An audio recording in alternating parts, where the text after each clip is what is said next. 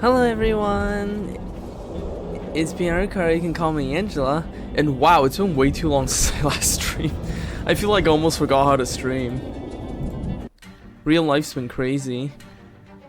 But I'm hoping today we'll be able to finally finish Shadows over Loathing. I've been playing this game for so long, and honestly, this is just like a really beefy game. Like, the previous game in the installation, West of Loathing, that game you can literally beat in like 2 hours. Less than that if you just know what to do. But Shadows over Loathing, there's so much content in this game, it's kind of crazy. Especially like if you do all the side quests and everything, it takes forever to go through everything. I think I'm pretty close though. I just gotta go to Drexelstead. And then we can do the final quest in this zone, and then we can finally go to the last chapter. God, I've been playing this game for too long.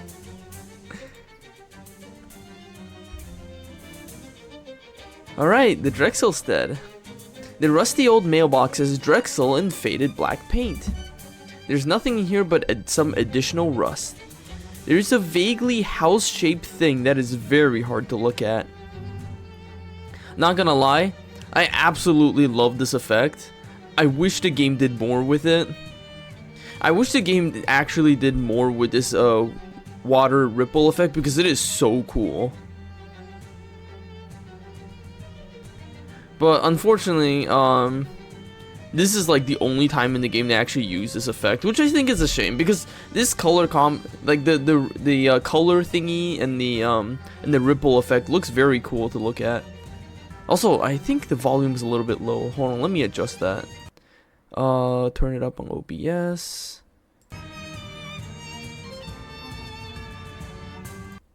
Maybe a little more. I swear, every single time I play this game, I have to fiddle with the volume. It's just never at the level I want it to be.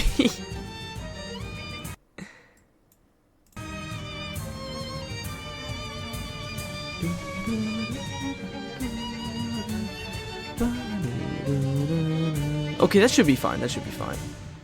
I think. I hope the volume's good. Okay. Shadow Pocket. Reach inside. Shadow Beer. This car hasn't been driven anywhere in a long time, maybe even longer than that. Whatever's in there, it's locked behind a locked car door. Oh, we can use the cursed key to open it.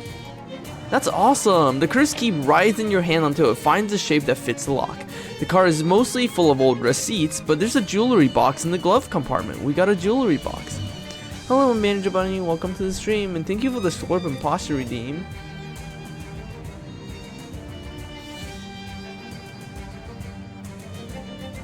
I just opened the fresh bottle of grape Fanta today, so it's very carbonated. Oh, three stream streak. Is that a new thing Twitch added? I didn't know that was a thing before. Anyways, I hope I get some cool rings. You dump out the jewelry box's contents, which is so exciting you forgot to keep the box. We got an old wedding ring, an old engagement ring, and the ring of Raucous Fracas. Okay, so we got a bunch of rings that do absolutely fucking nothing. That's great. Oh, it's because you have a way longer streak? I guess that makes sense. I'm kind of surprised though, because I don't know, it's just the first time I've ever seen that, so I have no idea if that's just because this is the first record or is because it's something new they added. I have no concept for it. Also, I just noticed I am absent-mindedly drawing the shape of Idaho on the ground. I should stop doing that and actually explore this place. It's an impenetrable seeming wall of corn. Push through it. We're now in the maze. Oh. Huh. The crows in this place must be absolutely terrifying if this thing is necessary. It isn't any less freakish up close. Let's kill this fucking scarecrow. Oh wow, its stats are pretty high. Yeah, it's nothing though. I have like a full party. What do I blow it up with? What's my apple do? Oh, raises my stats. Wow, that is strong. Plus 13 to all stats. I can also steal one stat from everybody.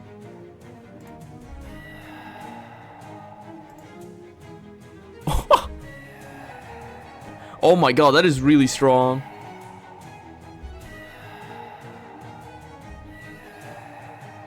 How much stats do I have now? 57, 59, 56. I can hit for 82 damage. Oh my god. You won. You'd be a real hero to the crows if there had been any around to see it. We got the scarecrow hat and the severed scarecrow face. I don't need that. Where's my dog? Hold on, where's my dog? Hey dog, you don't want to go in there?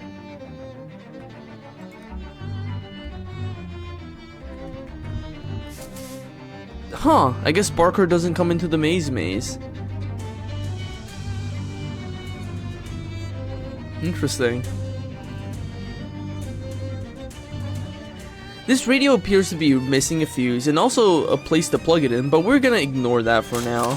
There we go. The radio is not working now, but for some reason you can't find any stations to tune it to.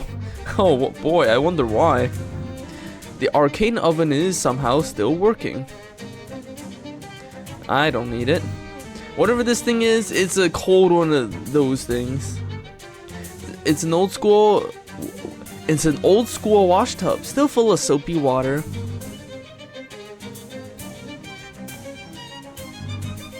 I got a handful of soapy water. These appliances range in quality from broken to trashed. Somebody must have thrown this fridge away because it was upside down. Ah, there's a problem. It's got too many coils in it. We got a refrigeration coil. A broken popcorn machine, in case you want any broken popcorn. Ah, we can fish in the pot. Shadow milkshake. Shadow pickle. I like how we're only catching shadow things because we're using a cursed fishing rod. How much stuff can I get from this pot of beans? How did I get a rope from that? Is this infinite? I can just get infinite shadow items here? Are you kidding me? Okay, so if you're using a normal fishing rod, normally you would be getting things like not ears of corn, kernels of corn. That's what you would normally be getting here. It's just a bunch of kernels of corn. But it's because I'm using the cursed fishing rod that I'm just getting a bunch of shadow items for free. Oh, never mind. That's enough corn for one day. I didn't know there was a limit on the corn. I have so many shadow things. I have so many shadow things.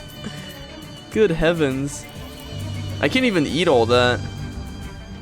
This hobo is humming cheerfully while roasting some corn. I'll bet he's gonna ignore me. Sorry, I don't have any change. He looks away from you and refuses to say anything else. Alright, let's explore this place a bit.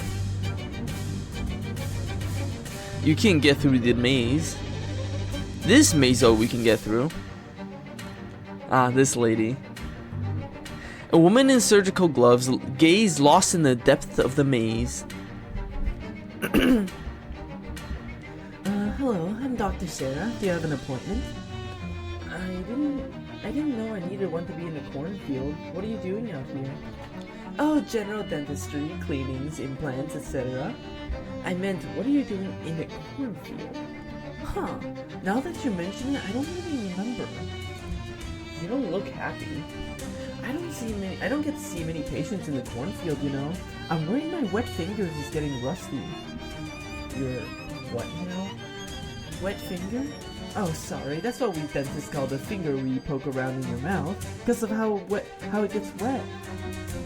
Suddenly, I don't feel very well. Do you need some dental work done? Would you mind if I did some, if only for practice? Sure, okay. Okay, picture your mouth as wide as it can go, and then multiply that by 10, and that's what I want. You struggle and strain to accommodate her long, rubber-gloved fingers as they make thorough, prodding investigations of your back molars. You've got beautiful teeth. I'm just gonna suggest a few changes. There we go. All finished. We now have badly misaligned teeth. She only used her fingers. I don't know how she could have done that with just her fingers alone. How? Do you have a mirror? A what? I'm not happy with my teeth situation. No, and if I'm candid, I know that's not my best work. Would you give me a chance to put it right? Dr. Sarah revs her drill. Fine, give it a try.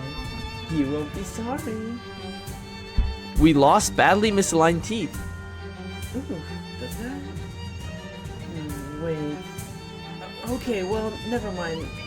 Never mind what I said a second ago. We now have no teeth at all. I have no teeth in my mouth and I must scream. What? Oh, I hear that. I appreciate you bearing with me. I don't like to leave a job unfinished. I always say if it were up to me, we wouldn't call it dentistry, we'd call it dentisto. Will you give me... Dentisto? Oh, I get it. Dentist try, dentist do. Will you give me one last chance to fix your teeth? Yes, is the answer to the question I think you're asking. Dr. Sarah asks you to say ah, which is all about all you can. While your mouth is hanging open, she rummages around for something in her purse. Oh, thank goodness. Imagine if I just thrown them away. We got perfect teeth, a beautiful new set of pearly whites with enough bite to dismember, to disembowel a leopard. +1 moxie. You know, let's just say that's enough practice for today. I agree 100%. You still don't seem very happy though, Dr. Sarah. I'm just thinking that if your average patient is more at ease with having treatment in a modern dental surgery than in a labyrinthine cornfield, yeah, I can say that was a problem for me for sure. I like my little patch here to feel a little more like a dentist's office, and it's missing something that says dentist.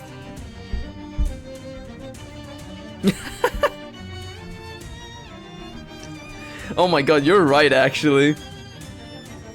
I completely forgot we got a fish head. A fish with perfect human teeth is actually fucking terrifying. Hello winner, welcome to the stream. Yeah, no, a fish should not have perfect human teeth. That's so scary.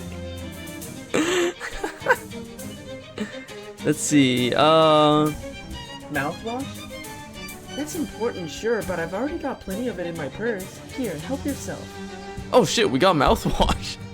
When you think about it, mouthwash is a really gross word for something so nice and clean and refreshing. A sign? What? A sign. That's his dentist. I was speaking more metaphorically than that. I mean, if you happen to find one, sure, but no, guess again. Chairs? No, you don't need those for dentistry. God gave us legs for a reason. I'm thinking of something else. Teeth? Teeth, that's it, precisely. We don't feel more comfortable with a lot more teeth around. Would you mind looking for an anatomical teeth model? Or anything that looks like teeth? Besides corn, I have plenty of that. I'll see what I can do. I have these. Smart thinking. I always carry a few as backup myself. Do you want these ones? Oh no, what I'm looking for is like a whole set of teeth, not Lucy's. Okay. What do you make of these? If I'm not mistaken, those teeth belong to a grandfather. Do you want them? You asked for teeth. Oh no, what I'm looking for is like a whole set of teeth, not Lucy's. I forgot I even have those teeth in my inventory. I don't even remember why I have teeth in my inventory. Hey, I got permanent +1 to Moxie though.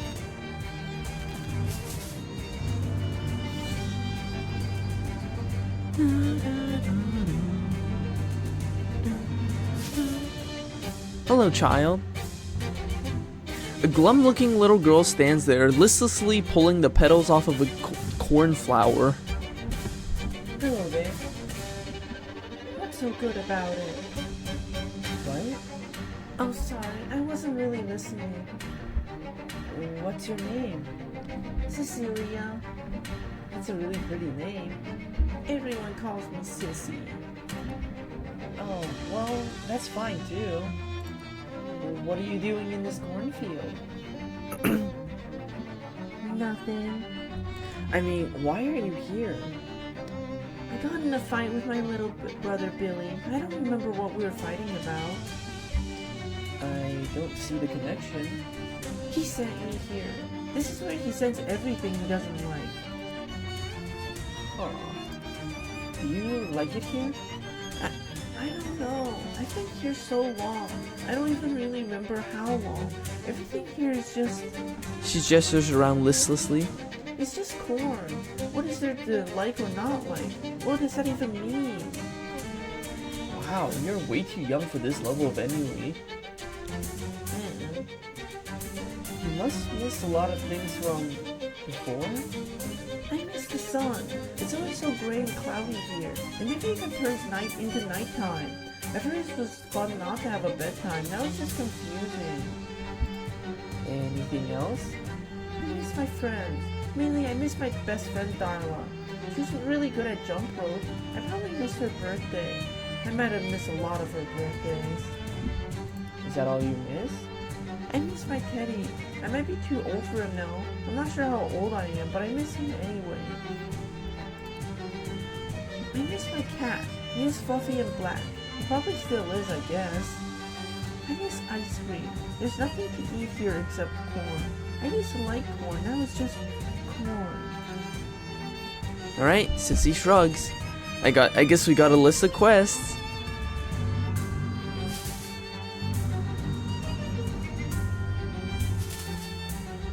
Ah, hang on, there's a loose coat hanger on the ground here. Not that we need it anymore, we can just use the shadow key to open everything now. We literally don't need the coat hangers anymore. Alright, wardrobe. Stands here like the proverbial... What? What does the proverbial cheese mean? What does that even mean? What?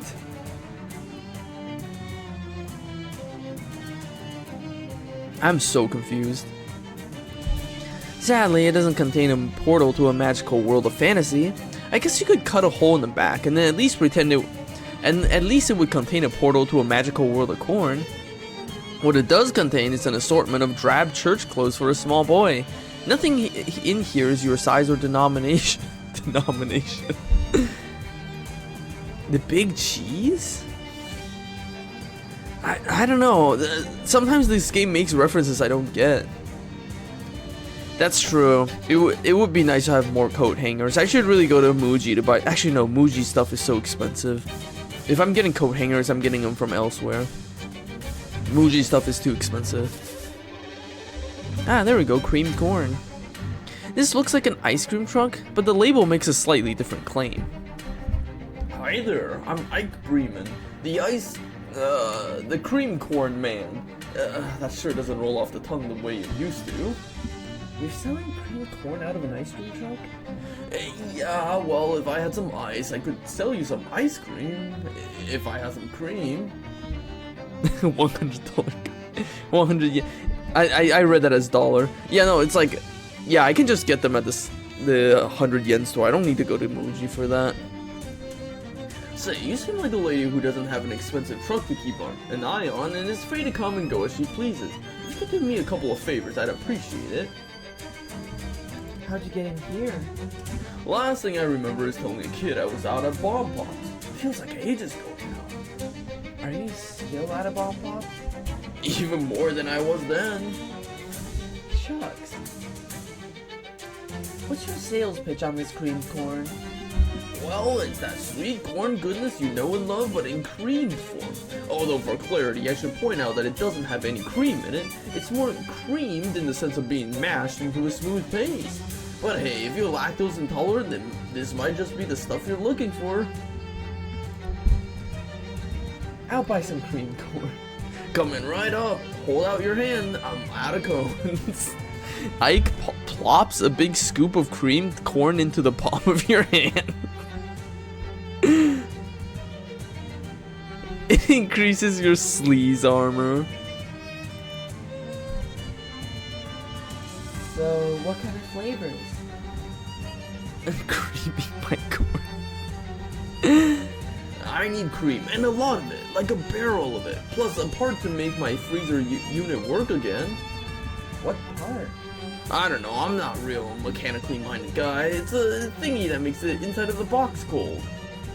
Okay, I'll keep an eye out. I got the freezer part. I think this might be the part you're looking for. Hey, yeah, that looks familiar. Thanks, buddy. Give me a second to hammer this in and change my sign. He now sells iced corn.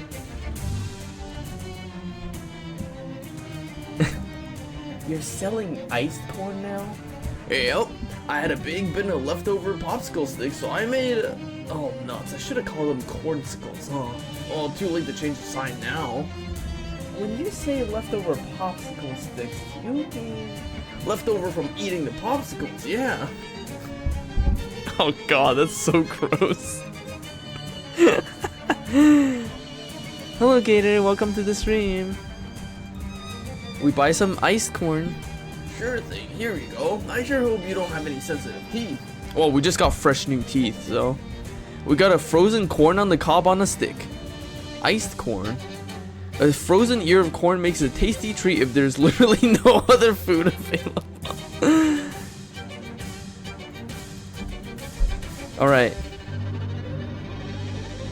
Oh wow, that's a cursed looking ear of corn. Is this stalk corn rather? Is this stalk of evil corn the cause of this malevolent maze, or is it the other way around? Or is it all a coincidence? Perhaps we'll never know. Oh well.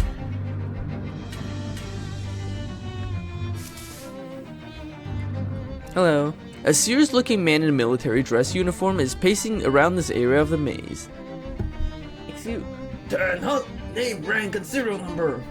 Lydia Walker, fair to middling, and, 6? A likely story? How do I know you're not a spy? A spy for who? Crows? You know damn well what I mean, those dirty blues! Blues? Are you talking about the Blue Cola Army? You're damn right I am, and I won't stand for any of their filthy espionage tactics. Sir, the Cola War ended almost a full decade ago. Oh! Oh yes, that's true. Excuse me, something about this place makes it easy to forget. At ease then, you may address me as Colonel Benedetto. Nice to meet you, Colonel. So, how are things? By things, I presume you're referring to the troop morale.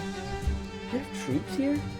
Certainly. The milkman, the dentist, and the, ice cream man, and the, little girl. Those people aren't... Yes, I know they aren't soldiers. I know that. Okay, how's their morale? Well, right now I'd rate a 2 out of 10. Pathetic, frankly. If the Blues attacked us now, we'd be routed for sure. How did you get here? That information is strictly on a need-to-know basis, soldier, and you don't have clearance. Come on, Colonel. This isn't a military operation. No, I suppose not. Nevertheless, I'm not at liberty to discuss it. Loose lips sink ships. What ships? Well, whatever. Why don't you just leave? Do you think we haven't tried? This maze twisted upon itself and warps the senses in ways that make escape impossible. Huh. I don't seem to have any trouble coming and going. How did you get here in the first place? I saw a weird house next to a cornfield and just sort of walked in. Aha! You weren't banished. Therefore, the maze has no motivation to keep you here. Banished? This is too much already. What's up with all these weird spiky black corn? We refer to those as maze. Right, yeah, of course you do. Our investigations into its nature have so far yet proven inconclusive. You mean inconclusive? No, I do not. Oh, okay. Inconclusive.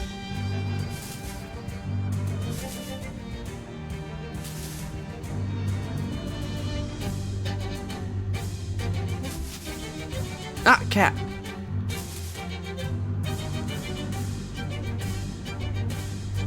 I forgot you can jump in this game. Jumping does literally nothing in this game, but you can do it anyways. This box is full of disused, disregarded, and slowly disintegrating toys. Geez, how long have these been here? There's a whole lot of junk in this trunk. What are you looking for in particular? Let's look for Sissy's teddy bear.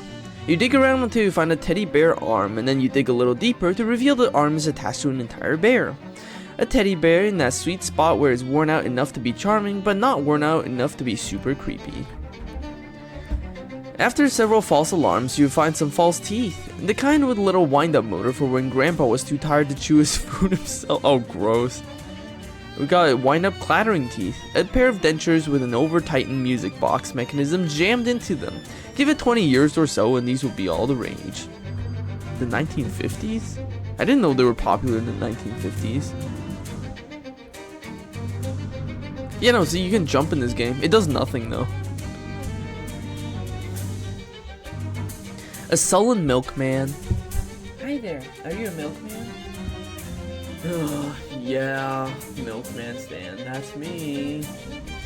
How'd you end up here? I don't want to talk about that. Can you sell me some milk? Sure. They don't call me milkman stand on account of not selling milk. It's 3,000 meat per barrel. Are you joking? It's the only milk in the maze. Geographical monopoly. I have a smaller quantities available if you're experiencing a cash shortfall at the moment. They're listed on the sign there. No milk right now, thank you. Why so glum?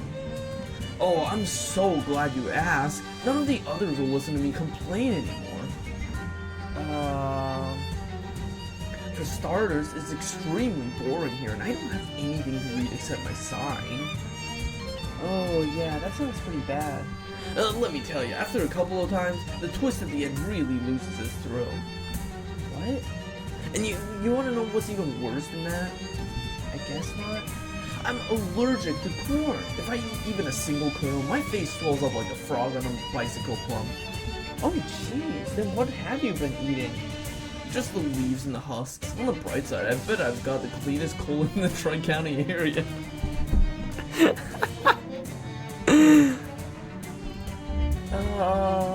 And then there's the weather. Can you believe this weather?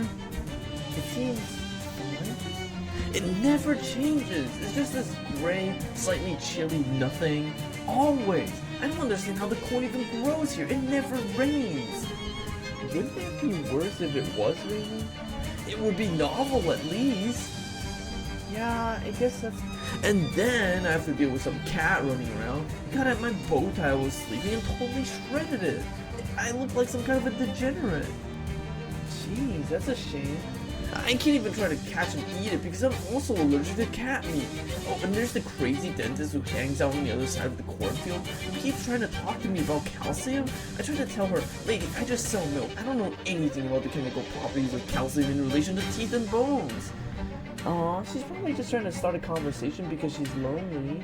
Yeah, lonely like a fox. I've seen the way she looks at my teeth.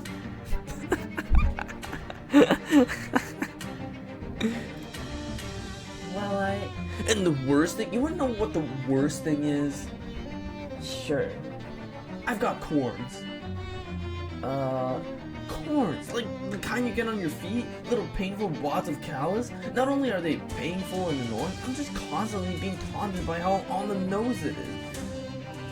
Anyways, thanks for listening. I don't meet a lot of new people, as you can imagine. Don't mention it.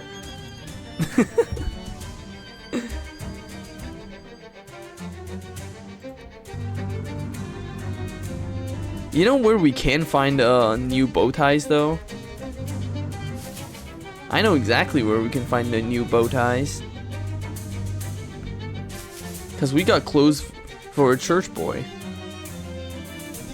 Oh hey, yeah, there is indeed a bow tie here. You're pretty sure all bow ties are one size fits all, so the milkman could probably appreciate this. Fine silk bow tie. The perfect thing to wear if you want everyone at church to think you're a fancy little boy. Did people actually wear bow ties? I guess they did wear bow ties back then, huh? Bow ties feel like such a dated thing now. I found a new bow tie for you. Oh, well, hey, thanks. That's a sharp-looking piece of finery. That makes me feel a little better. In fact, I think I'll celebrate by lowering my prices a little. He scratches out the prices on his sign and writes in some new ones. Still pretty expensive. He gave us a 50% discount, but that's still pretty expensive. You still don't look all that happy. Oh, well, now that I got this nice bow tie, it just reminds me of how snappy I used to look before my hat got all dirty. Oh, some people still wear bow ties? I guess that would make sense. I just feel like I never see it. I see. You seem to be able to move in and out of this nightmare labyrinth freely for some reason. Any chance you want to take my hat to be laundered? Sure. Thank you. Here, please don't show this to anyone else. It's very embarrassing to my professional sensibilities. The milkman's dirty secret? The secret is that it's a hat. Look, not every secret has to be some kind of earth-shattering revelation. I like how without his hat, he's just bald. He has no hair.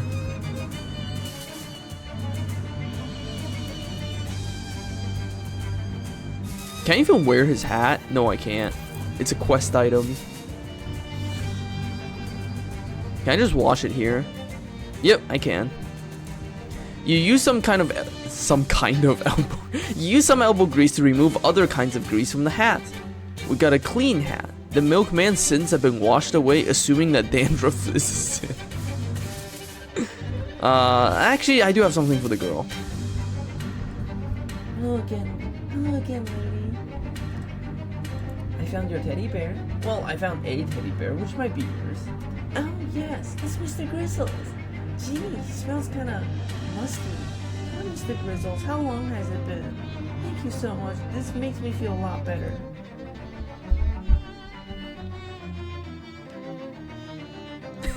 Oh yeah, I guess in British TV shows, bow ties do show up a lot more, huh? I think I saw your cat. Really? I didn't know he was in here. Poor ghost. I bet he'd find me if I set a saucer of milk for him. That's probably true. Yeah, no, that's true, huh? I feel British things probably do have bow ties more.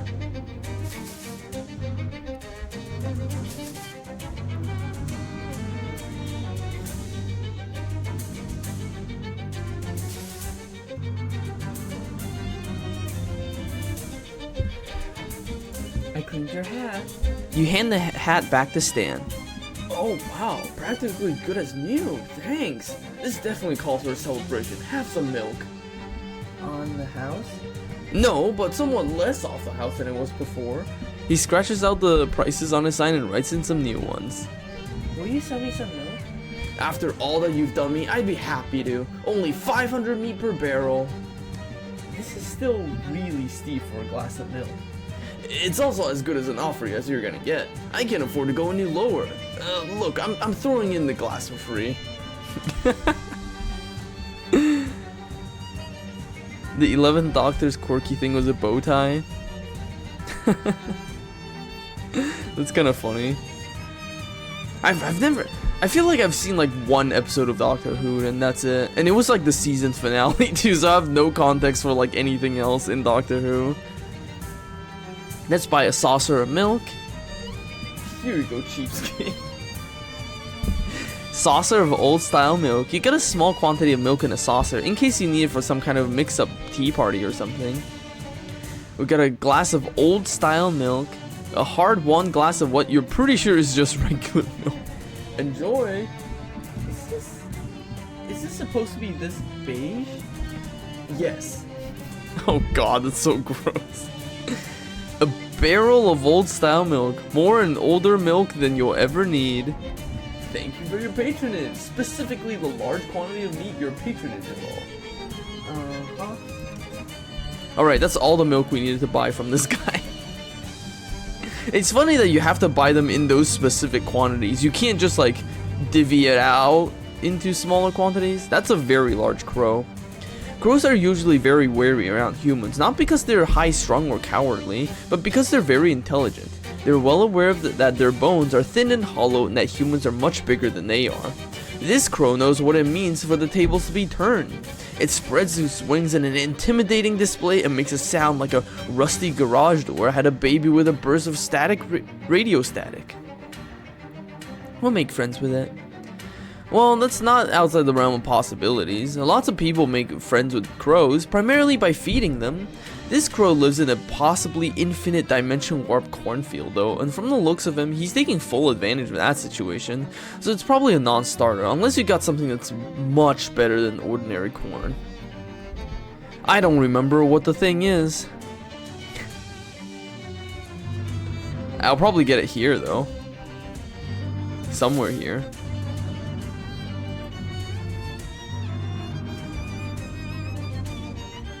Hello, Ike. Have a barrel of old style milk. I found you a barrel of milk. Milk, eh? Nice. That'll be the nearest thing to cream I've tried yet. Thanks. Let me just change out my sign here and I'll be right back with you. We got creamed ice. Hi, Ike. Hi there. Wanna buy some creamed ice? Wait, creamed ice? Uh-huh. It turns out there's more to making ice cream than just ice and cream, and I don't have the equipment for it here. But I got pretty close, I think. I'll buy some creamed ice then. Here you go, and as thanks for all your help, I put it in one of the very few bowls I have left. Ike hands you a bowl of something that is not entirely dissimilar to ice cream. This is probably as close as this cornfield is gonna get to regular ice cream.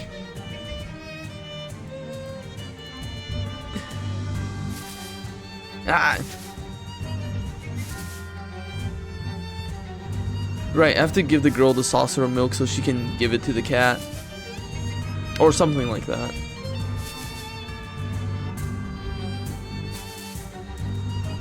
Hey. There we go. I bought something like ice cream. Oh, thank you. She takes a bowl of creamed ice, tries it, and then tilts her head thoughtfully. Well, it's not exactly what I was expecting, but it's much better than corn. Thanks, lady. You're welcome. Creamed ice. Creamed ice corn. Hold on. Can I give you the saucer of milk? Yes, I have saucer of milk. I just happen to have one. Oh, thank you. This milk seems a little vintage. Yeah, well, it's probably fine. She sets the saucer down, and after a little while, the corn stalks rustle, and the cat you saw before appears with an inquisitive meow. Oh, Ghost, it is you. I miss you so much. Thanks, lady. I bet I never would have found him without your help. Aw, you're welcome. Ghost seems happy to have found Sissy. We have unlocked a new cat.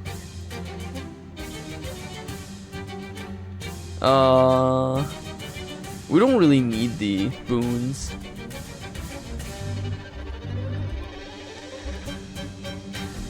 Do you like it here?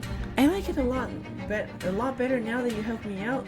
I hope I can figure out how to get home someday, but until then, this isn't such a bad place. Thank you. Oh, we completed her side. We completed her side quest.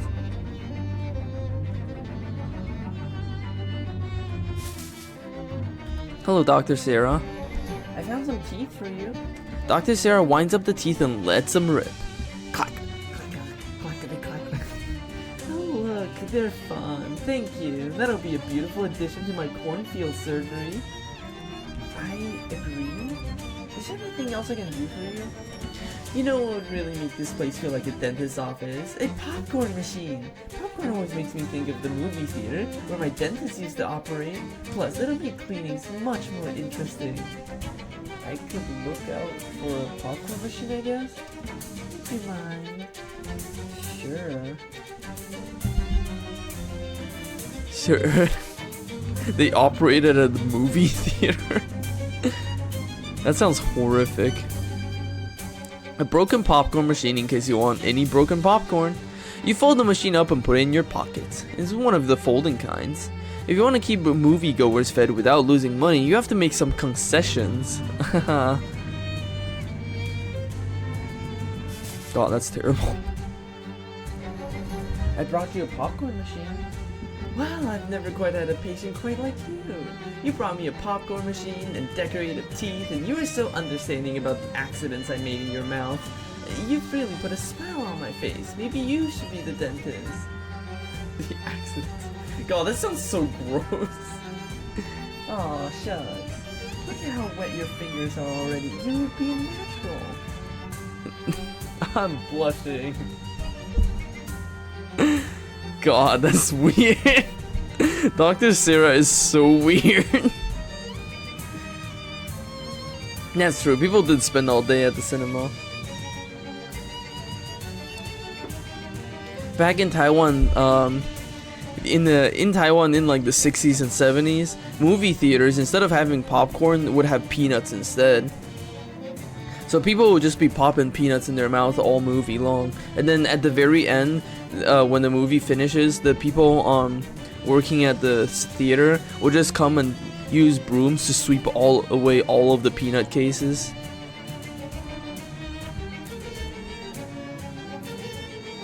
Alright, we finished our quest. I don't remember what the crow wants. Yeah, it was peanuts back then. Nowadays it's popcorn.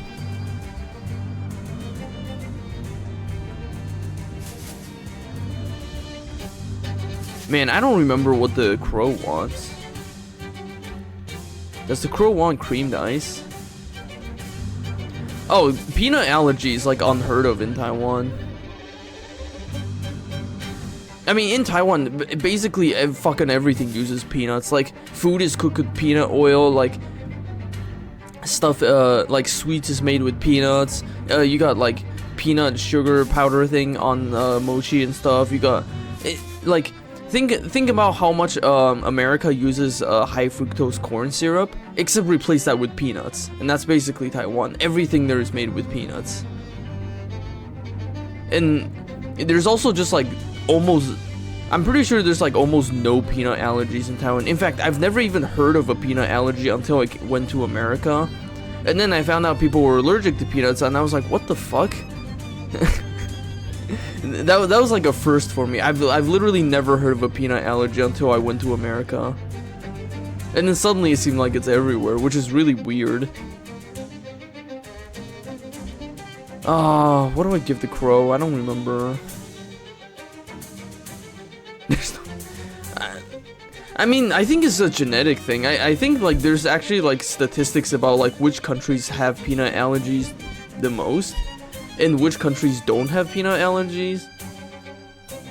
It's really weird. It's like there's very specific countries where people actually have peanut allergies, and then other countries where peanut allergy just seems to be non-existent. Like, it's a super weird thing. It's not even clear if it's like genetic or like environmental or whatever. Like it's genuinely like a fucking mystery.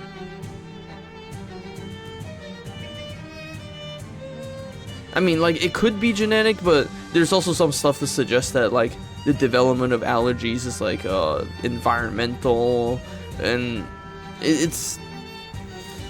I don't think there's a clear consensus on how these things happen. Also, hold on, sorry, my phone just crashed and this is a first for me.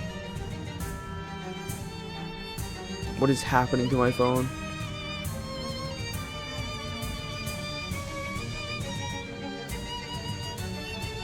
Hold on, my phone is like really weird right now. I don't know what's happening to it. Oh, is it fixed? I think it's fixed. Okay, I think my phone is fixed now. Sorry about that. That's something really... actually, maybe it might not be. Oh, okay. Maybe it's fixed now. Okay, it's fixed now.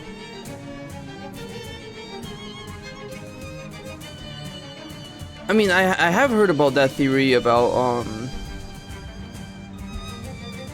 I have heard about that theory about, whatchamacallit, peanut allergy. I don't know, like, whether if there's any updates about it, but like,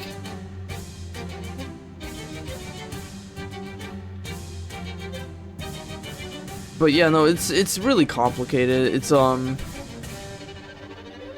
It's really complicated. I don't know if there's like a clear scientific consensus on it or not. Also, apparently, in order to befriend the crow, you need cornbread, which I can't get because I'm on the shadow path, which means I can't befriend the hobo in this area, which means the only way to get past this crow is to fight him, unfortunately. So I guess we'll have to fight the crow because we can't talk to hobo, so we can't befriend this crow. Well, let's fight. Sometimes violence is the only answer. Giant scary crow. It does fit the shadow path. You won! Let's just hope no other crows saw that, or else you'll be Corvid and enemy #1 for current and future generations of them. Hello, Misery. Welcome to the stream. Yeah, poor bird. Unfortunately, you can only befriend the bird if you do not go on the shadow path. Because if you go on the shadow path, you can't befriend the hobos. And the hobos are the ones you need to befriend the crows with. A massive can of cocktail onions is the sole occupant of this little diverticulum. Diverticulum? Onions, your ship has come in. Immense can of cocktail onions. Historians are baffled by what possible consequence of nonsense could have resulted in this peanut thing. Alright, Colonel. How's our status? How's morale among the troops? Well, right now I'd rate it a 10 out of 10. And by gum, that's better than I've ever seen them. I've received field reports that this is your doing, soldier. I think you earned yourself a promotion. Gosh. The Colonel pulls out a pair of fancy military epaulets and then hands them over to you with a snappy salute. We got the Grenadier's epaulets. This sit on your shoulders like a little angel and a little devil, each of which is whispering to you that you should set stuff on fire. You give the Colonel a brisk salute in return. Alright, I believe we're done with this area now. We finished all the quests here.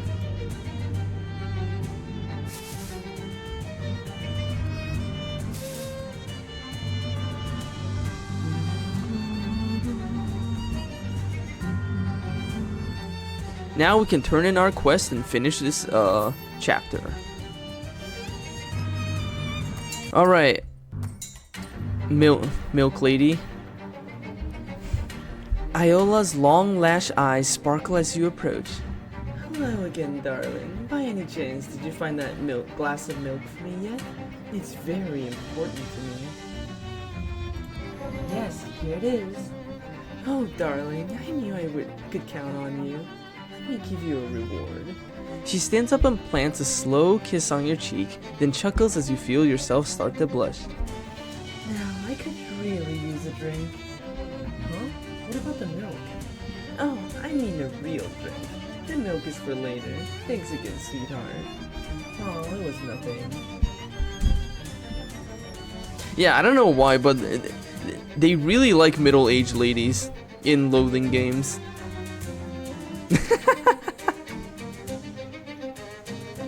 They even in West of Loathing, like you'd really develop some chemistry with some middle-aged widowed women.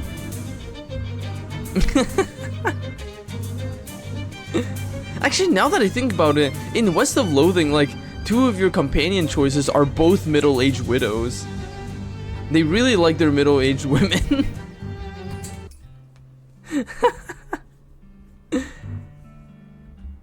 Oh yeah, what happened? What does she say now?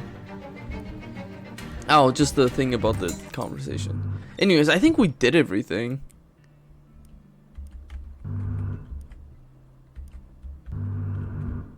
Alright, Jasper. What's our mission status, Jasper? Iola says she's ready to deal with the guard out front. Wendelin's all set to spring the gate. Xenia's armed and dangerous. Well, only a little more dangerous than usual, I guess. Oscalusa's confident she can get us into the inner sanctum. Grover's got Big Betty ready to blow. Farina says the getaway car is good to go. I guess we're as ready as we'll ever be. Alright, let's do this. Alright then, here goes nothing. I think you mean here goes everything. You kids and your enthusiasm. Don't get so fired up you burn yourself out. Whatever, let's go. Alright, we're at the Oil Baron's refinery. Everyone is ready for action. Oscalusa is dutifully propping up this floodlight. Wendelin is doing some last-minute fiddling with his little machine. Iola is leaning against the trunk of the limo, looking cool and sultry. In a sense, those words are opposites, but you probably get what I mean. Xenia is ready for action. Grover sits waiting for his time to shine. Farina is standing next to her souped-up limo, beaming with pride. And Jasper is keeping an eye out on the road. There's a guard patrolling in front of the fortified refinery. Let Iola handle him. I keep putting more vowels in that name than there is. Iola waits until he nears to approach.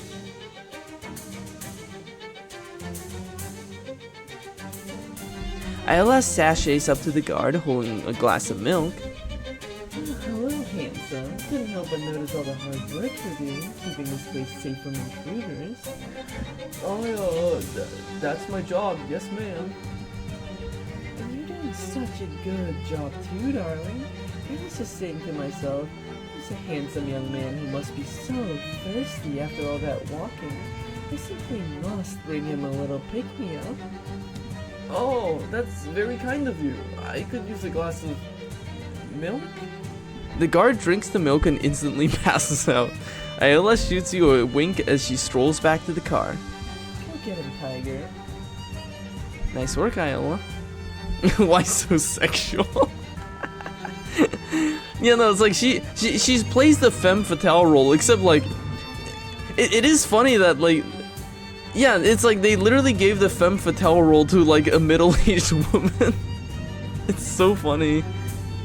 Now he's only guarding the ground. Alright. Wendelin's messing with the gate controls. Wendelin has removed the panel from the front of the control box, revealing a mass of gears and cogs packed with grease. Give me a hand with this, would ya? Is it gonna have all the fingers still on afterwards? Yeah, no worries, kid. This little gizmo I've been tinkering with is gonna do all the heavy lifting. I just need you to hold open the panel for me. I'll just reach in and activate it. You roll up your sleeve and stick your arm into the nest of the sharp steel gears nearly up to the elbow. When your fingers find the lug Wendelin pointed out, you take 2 deep breaths, snap the thing to the left, and yank your arm back out of there before the gears start spinning like blenders at a half-price margarita night. It's all in the wrist. Fun fact, but if you didn't do all the side quests, you would have to fight this guard, and fighting this guard will set off the alarm, which means, and then you would have to like bust open this gate, and then when you do and you go inside, you have to fight a bunch of enemies. Not that that's like a hard thing to do, it's just that if you don't do their side quests, you will have to fight a bunch of guys.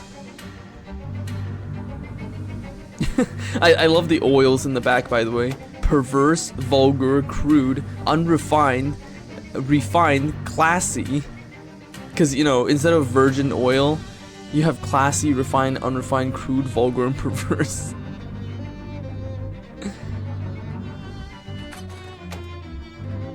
A well-made but otherwise unremarkable office desk, very practical.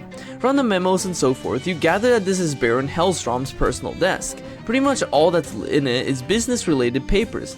Oh, and except for a weird leather pouch. You grab the pouch and close the drawers.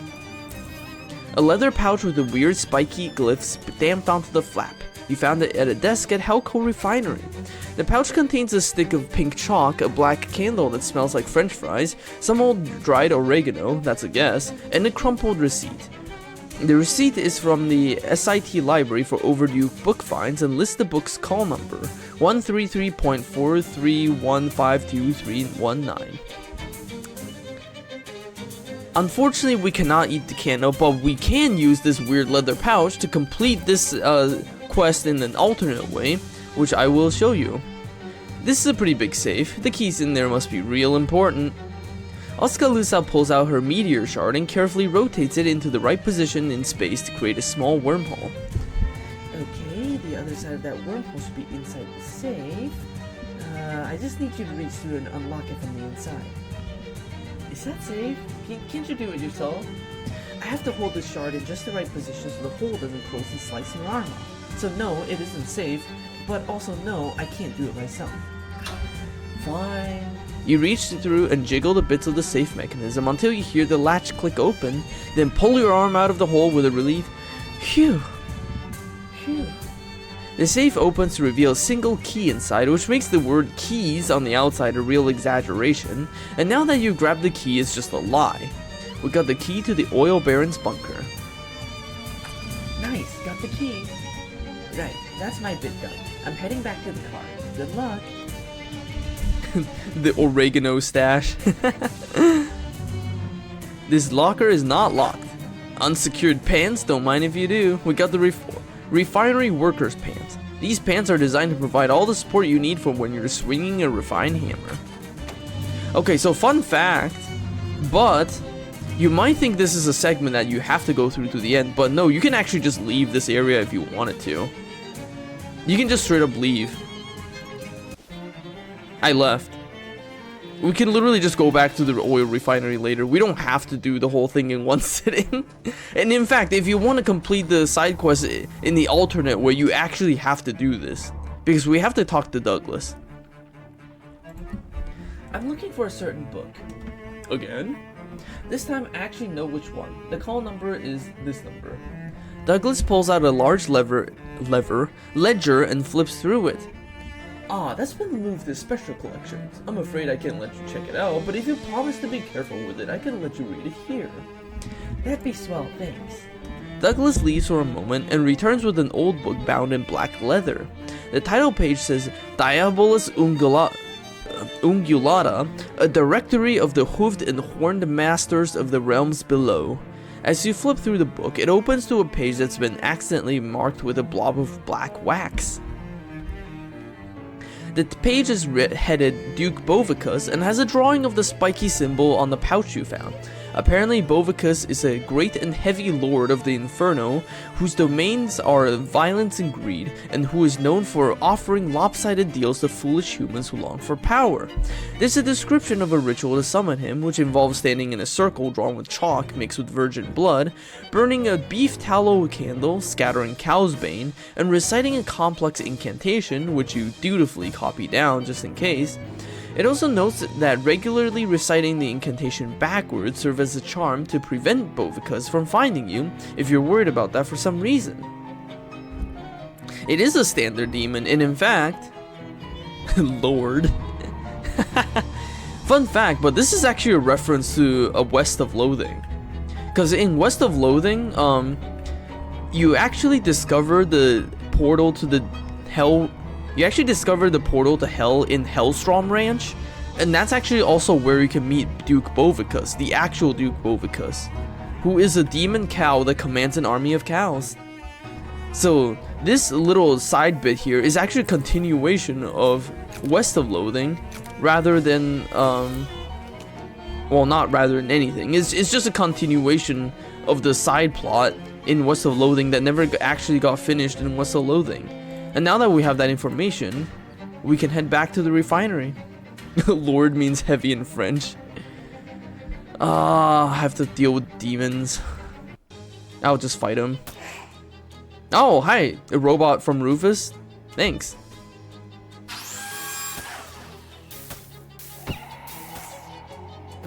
Ow.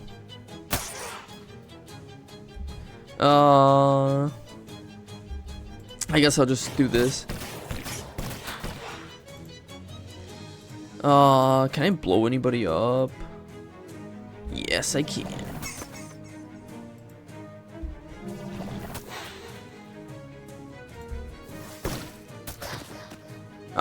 That was the wrong skill, but that's okay.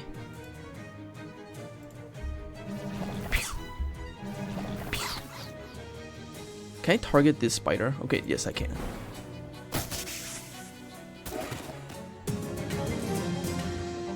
Okay.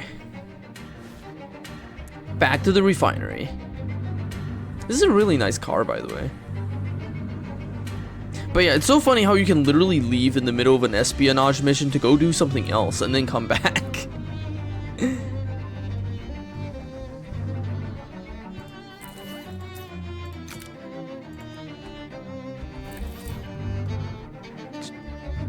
Alright. Oh, I can just use the cursed key to open the bunker door. The cursed key rides in your hand until it opens. This door has been welded shut. Grover's moment has finally arrived. Holy jeez, is this a bomb? Yup, ain't she a beaut? She's big as heck. Oh, don't worry, it's a shape charge. Pretty much all the blast force is gonna go straight into that wall. Pretty much? Were you planning on staying right next to it? Can't recommend that in any case. Go ahead and light the fuse whenever you're ready.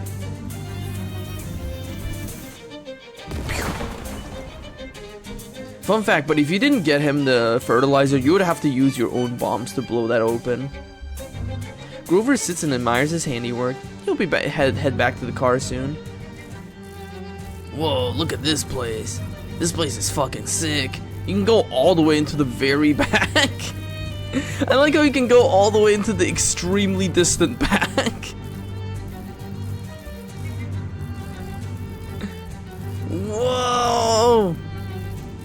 I like the idea that they're just like getting a bunch of weird shadow creatures from the oil. That's actually kind of cool. I wish I could extract things from the oil that's not oil. Is the guy from your... Hold on, I need to get back to the very front. It's the guy from your dream. He doesn't look like going to be interrupted.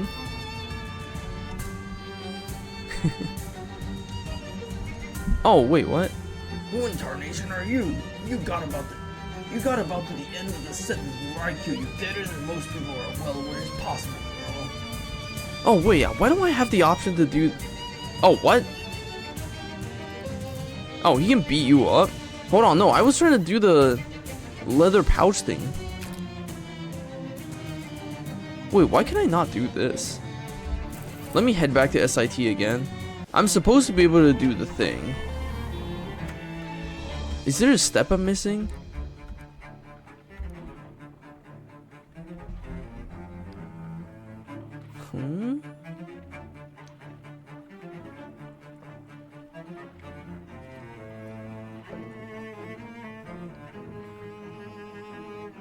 Huh, that's strange. I'm pretty sure I already have everything. Hold on, I'm gonna check the wiki.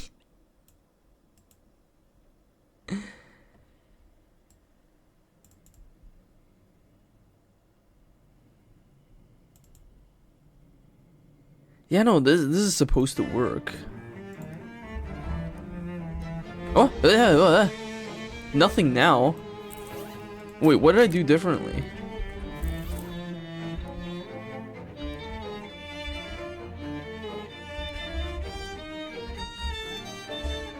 Did that hit the trigger? I was supposed to have hit the trigger already, but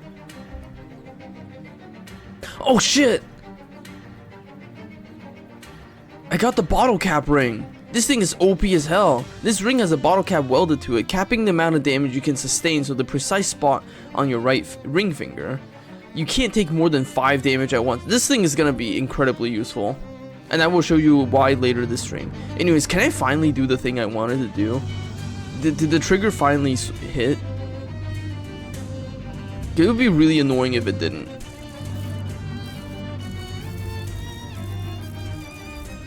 Ah, there we go. We finally got the option to summon Duke Bovicus.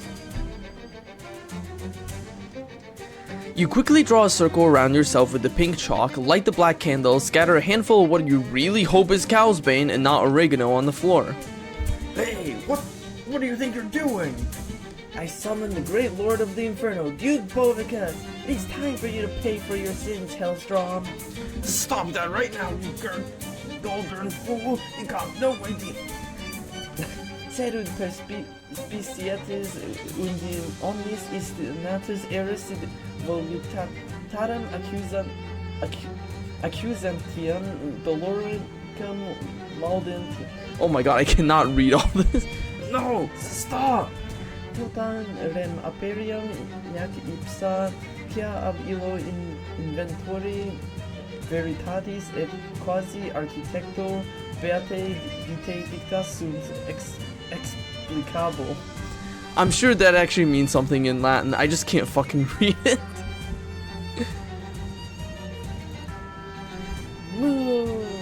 No, no! Suddenly, the ground shakes violently, nearly causing you to lose your footing. The concrete floor of the Baron's bunker tears open, and the ghastly red light pours out of the crack. Duke Bovicus refuses to come out there.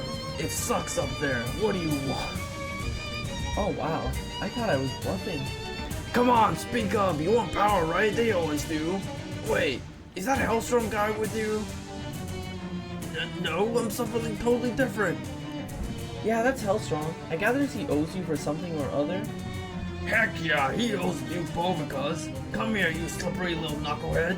Duke Bovicus has been looking for you for ages. No, please, no!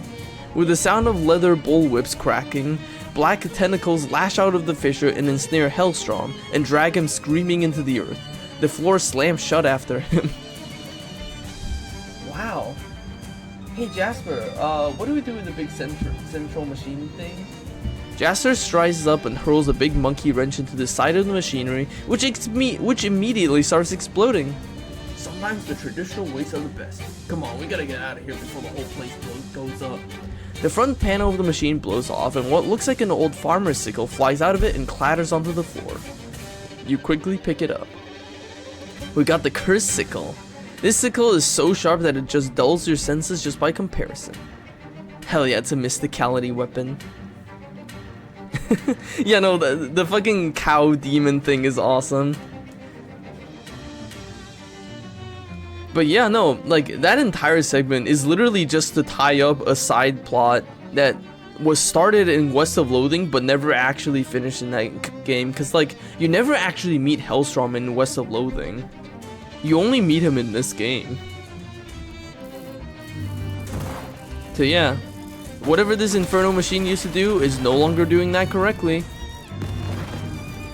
A cool little replica of an oil pump. We got a model pump jack. If someone asks you where you got this, you have the hilarious opportunity to reply, "My name's not Jack." Oh, I get it. Where'd you get this pump jack? My name is not Jack. Farming hell energy. Poor guy must have been forced to sleep in his sinister, reality-threatening shadow facility. Ah, forget I led with poor guy. Bro thinks he's in Doom. Yeah, no, Loathingverse really does have some weird logic. It all manages to tie together. This terrible place just keeps going as far as you can see.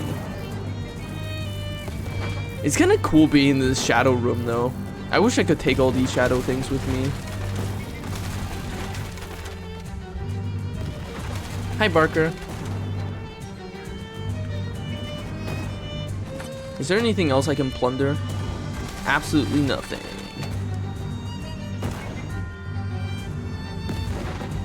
Man, seeing a refinery blowing up like this really reminds me of Commandos 2.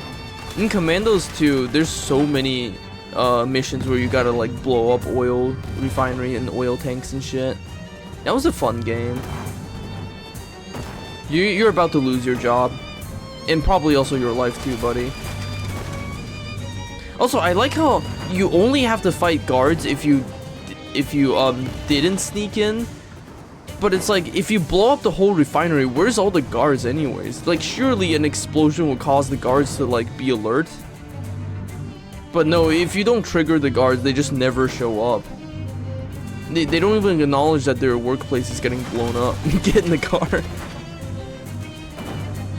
Alright, Barker, let's go. Let's get in the car. That's above their pay grade. They don't care that their place is blown up. Alright, Farina, let's go.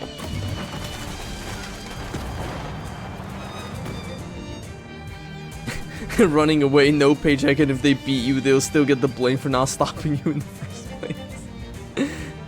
Yeah, no, they only have to clock in if the alarm is wrong. Well, everybody, that went better than I could have ever expected. Just goes to show the old crew still has some life in it after all. Although clearly, I gotta hand it to our new member, Lydia. We couldn't have done it without you, kid. Aw, shucks, it was nothing. And nonsense, you deserve one hell of a reward for what you've done today. Unfortunately, most of our money is tied up in savings bonds, so you have to settle for my cool shades. Hell yeah, we got his cool shades. These sunglasses are cool both because they're stylish and because of their association with cool crimes.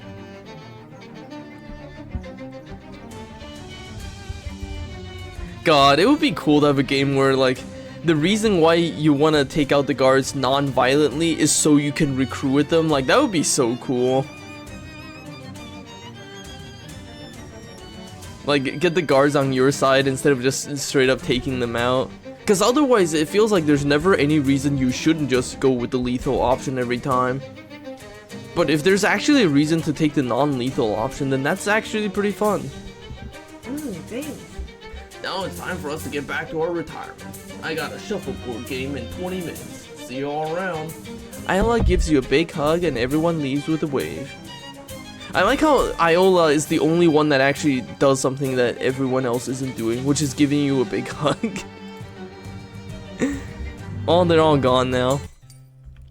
They all gone back to their retirement homes. And also we can actually pet the cat now. Recognizing a fellow anarchist, Abby purrs as you approach. We unlock the new cat. Maximum AP +1! Oh my god, that's really good. Abby's spirit has moved you to great feats of great anarchy. Scritch scratch. The anarchist cat.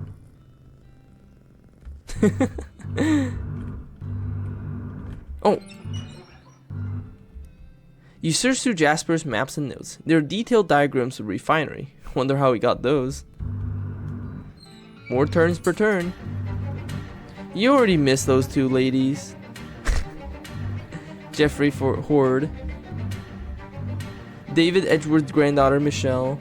Randy St. Elmo's grandson. Raymond Mason's aunt Brenda. Ralph Tuxedo's daughter. Richard DeLuca's boy Matthew. Elizabeth Omega's grandson Victor. Eric Lund. I can't read these names that fast. It's less fun to play solo. We got fond memories. You can reminisce about the good old days and with the best of them.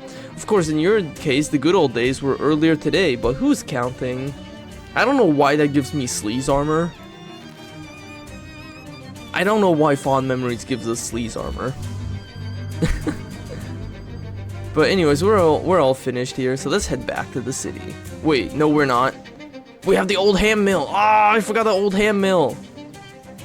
I forgot to do the fucking old ham mill. A vast fallow field. The wind blows, yet the mill stands still.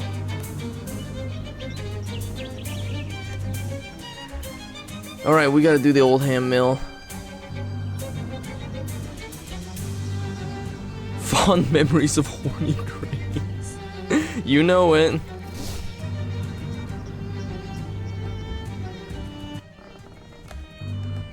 The clock is stopped, perhaps in solidarity with the windmill, with its hands at 6:07. According to the partially destroyed calendar, today is Burns Night, that annual celebration of life and works of the 18th century poet Robert Burns. No, on a closer reading, it's just that the calendar itself is burned. The windmill is set up to make flour, but it hasn't done so for some time. Lumps of the last batch lie in the wooden basin, gathering dust and the real stink. However long this ground flour has been sitting here, it's too long. It smells rancid and appears to have become a new home for bugs. Sniff the flour. Ugh. The flour's fragrance has two notes, bad and worse, but you've let it in, and once the dank and fetid odor is at home in your nose, it commences to make all sorts of trouble. You'll need a good nasal wash to rid yourself of this olfactory vampire. A baker's dozen of long-snouted bugs burrow busily in and out of the flour. They seem hard at work. How far gone must this flour be for it to not only have attracted bugs, but for those bugs to have given themselves a project? Bug-infested flour.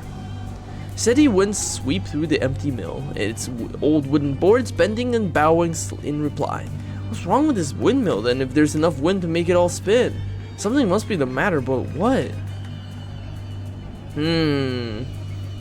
Probably a rock problem. I'm a geology minor. Yeah, that's probably it.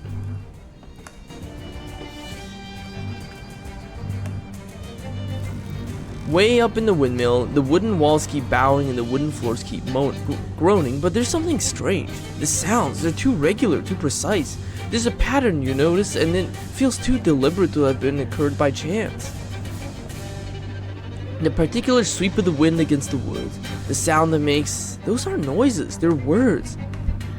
Whoa, oh why? Unmistakably a voice, but hollow and shaken. What are you? Oh, good peddler, I am the living spirit of this old ham mill, though you'd be surely forgiven for thinking you had no life left. Why'd you call me a peddler? Oh, 'tis mainly peddlers who frequent this mill, trading for grains and other stuffs, but pardon my assumptions. Not all who wander to the old ham mill are peddlers. You are the windmill? Oh yes, and does this shock your sensibilities? This has shocked you very much.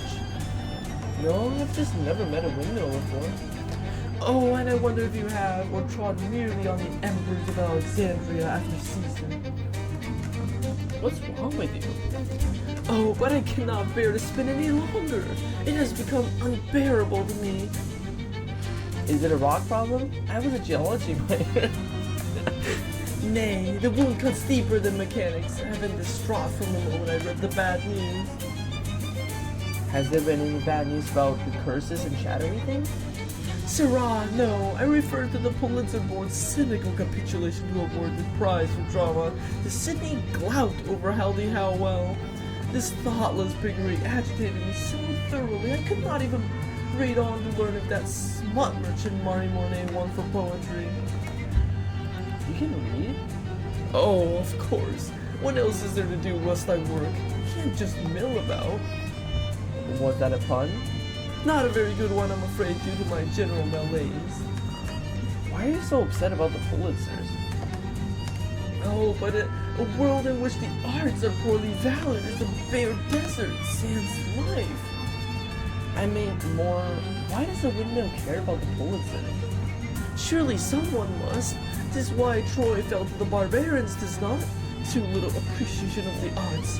Oh, do you think pious Aeneas heeded that lesson when founding the greatest Rome? No? Exactly so. And we are doomed to repeat his mistake now that the Pulitzers have, in the depths of their perversion, recognized the monstrous Sidney Glout for drama. Were you built out of an old library or something like that? The walls rattle at your words. Oh, negative inference. I read that so wrong. What?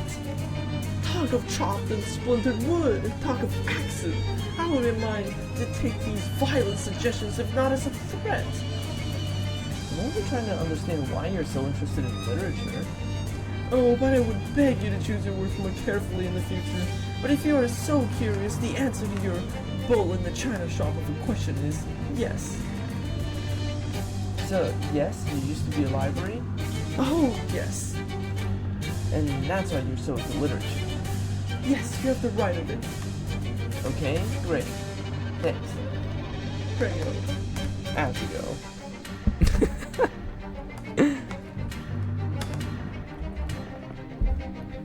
Someone's kicked the safe over and bashed the lock in with a hammer. It's not a pretty sight, but the safe knew the risk when it took the job. Specks of flour float through the air and dust the cracks of the safe like a waterfall.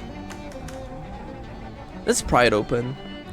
The crowbar's too thick for you to get any purchase on it. All that flour is really gunking up the cracks. Crack the safe. Ironically, the safe cannot be cracked because its lock has literally been cracked into pieces with a hammer. That's not what irony means. Let's move on. Say the magic word, abracadabra.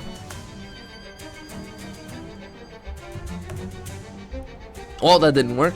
Kick the safe. That didn't work. Set it on fire. Oof. Boy, as soon as that flame touched the flour, the safe plane blew up. Is flour combustible? Those doughboys really shouldn't have been playing around with that stuff so much. The explosions destroyed a lot of what's in the safe, but among the globs of charred meat and cooked shoes, you find the safety inspection report, which unbelievably is in perfect condition. That safety inspector knew their stuff.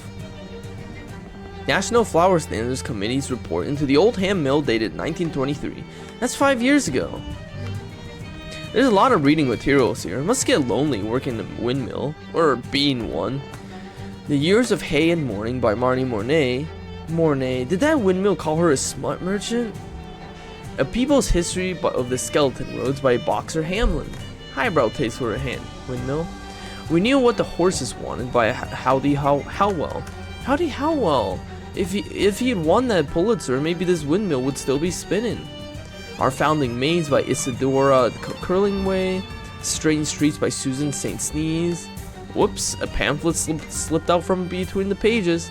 We got the NFSC Directives 17/2. Anyways, that's important.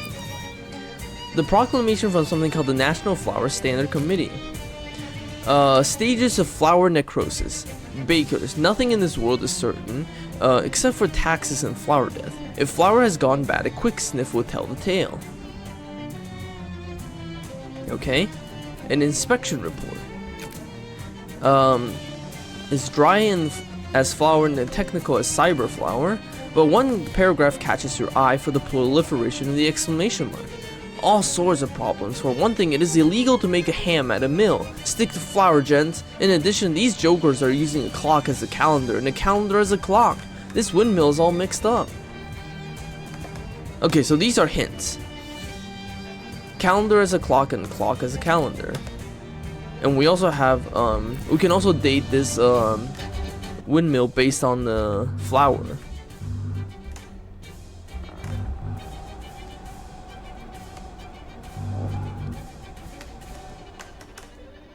So this is June 7th.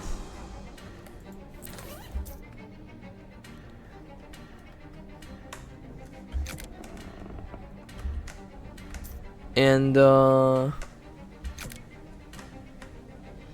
let's see, how is the smell of the flour? It smells fetid. If it's fetid, that means it's 36 months bad.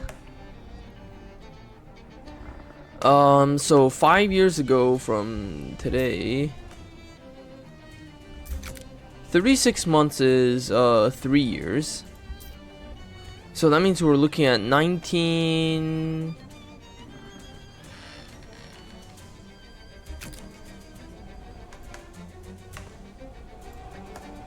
June 7th.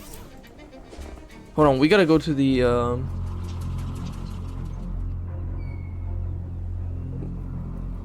June 7th, 19.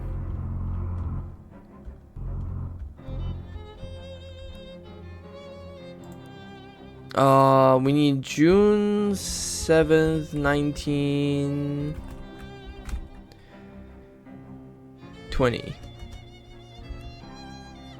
No. June 7th. 19, 28, 25. Oh, wait, what can I type in? 6, 7, 19, 25. Ah, there we go. 3 headlines grace the front page. Government Valley Roads program to involve 152,626 662 meet. Glout defeats Howell in Pulitzer punch-up. Sailing under a black flag, local principal returns from a long voyage. The second article confirms that the windmill told what the windmill told you. Sidney Glout was awarded the Pulitzer Prize for drama for his play Hummingbird Behave. 152,662 eat? They must mean meat. Hold up. They had a misprint, which means they must print a correction, and the correction comes out the next day, which is June 8th. Well, look at that. In a massive and unlikely error, the newspaper has run correction for all 3 of the previous day's top headlines. Correction, Government Valley Roads program to involve 152,662 meet. Correction, Howell defeats Glout in the Pulitzer punch-up. Correction, sailing under a white flag, the local principal returns from a long voyage. Check whether the editors regret the error. Yes, they do. We're taking the paper. Wait till the mill sees this. The paper contains a full and correct list of the 1952's Pulitzer Prize winners, including the Oldham Mill's beloved Howdy Howell for drama. A full list, reporting E. Bradford Soup, editorial writing Ernest Honk, editorial cartooning Jefferson Jost, a novel Thomas Clancy, Rainbow One, drama Howdy Howell, history George Geithner. Wait, are all these references? Biography Maud Wolfe, and poetry Marnie Mornay. Remember what the Oldham Mill said about Marnie Mornay? That's gonna become relevant, because it's important that we don't allow the Oldham Mill to see that Marnie Mornay also won, in addition to Howdy Howell. Anyways, let's go show him the papers now. Also, do I have enough strength?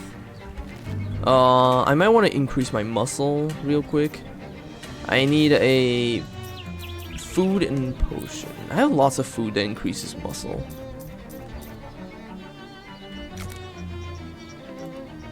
There we go.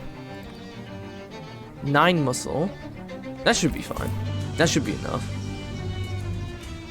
Wait, what did I say? Ask not for whom the windmill spins. It spins for no one. For whom does the windmill spin? No, ask not. Ask not. Why? It is not necessary to ask for whom the windmill spins, because it is clearly spinning for no one. So why bother telling me not to ask? Ask not why you are not told not to ask. I just want to go in the windmill. Alright, windmill. Where are you? Talk to me. Speak to me, windmill. How do I speak to you?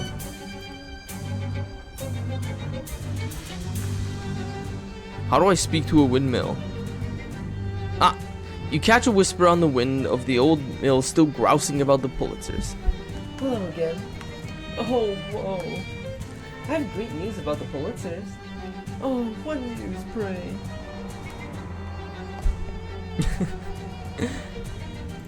Howdy Howell, not Sidney Glout, won the Pulitzer for drama in 1925. No, you aggravate my last nerve with untruth. The prize went to Piggy Glout. I read it with my own eyes. There was a correction. I read it in the newspaper. Ha! I do not believe in something I have not read myself, Sirrah. Gutenberg and Caxton brought us the printing press for a reason. I have the article with the correction. How a windmill is supposed to read a newspaper article is anyone's guess. You raise the clipping above your head and wave it vaguely. Howl for drama? How really powerful drama? Can this be true? Oh, but of course, never was there a Pulitzer board boneheaded enough to vote for Glaubt. Oh, I knew it. But this is joyous news. Howell has his Pulitzer, and so the world exhales. All is restored to order. Everything once again is in its proper house. Do you think you have the strength now to be a windmill again? The wind picks up and shakes the walls. The motes of flowers suspended in the air gather and shriek upwards towards the ceiling. Is this good? Oh, and once again I taste the sunlight and the wind, and mine appetite is restored. I hunger for life anew, Sarah, and so I move. Sidney Glaubt may write free, but Galileo Galilei et Persim Nuevi, and yet I move. Yeah, and forever I shall. Hold on, I gotta blow up a bot. Boop. There we go. Bot blown up. It's just nice to help out a windmill every now and then. Glaubt, the Pulitzer winner. Jefferson Joss could not write a joke so fine. I wonder, I was so enraged by that erroneous headline I could not read on. Might I see the rest of the article? The entire list of winners? No. Oh? For why would you keep it from me? Is it blasphemous? Contradictory to the teachings of the church? An offense to public morals? I must see it now, I must! A strong rush of wind tugs at the edges of the paper in your hand. Let's hold on to it. Oh, you are insistent. Perhaps it does not matter. How has his Pulitzer? Perhaps that is enough. I should heed Orpheus and look no further. My soul is at utmost peace. Same, honestly. Sirrah, goodbye. Stop calling me Sarah, I'm a lady. Hello? Are you still there? Oh well. Look at that, nature is healing.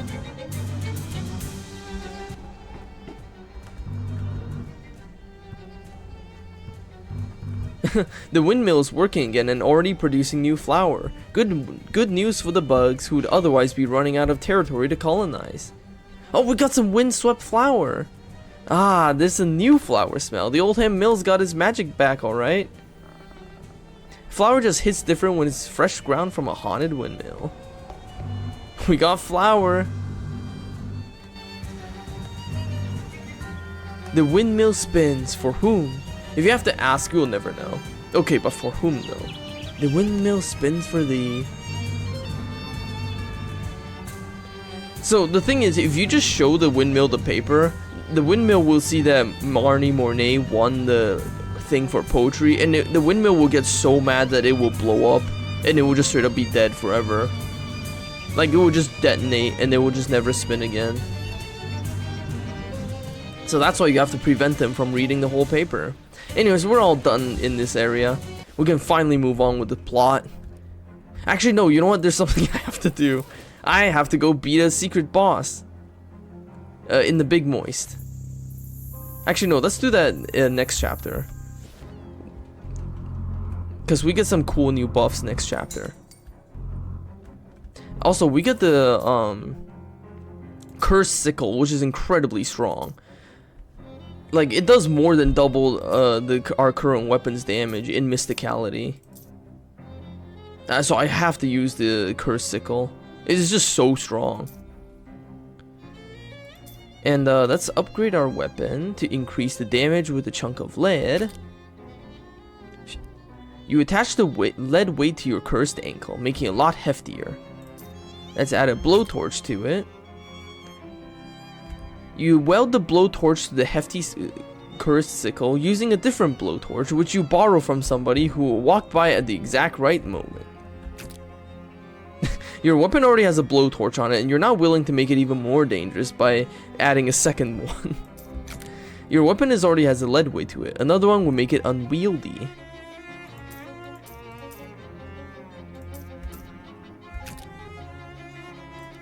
You sharpen your flamin' hefty cursed sickle to a razor's edge. Your weapon already... Okay. Is there anything else I can add to it?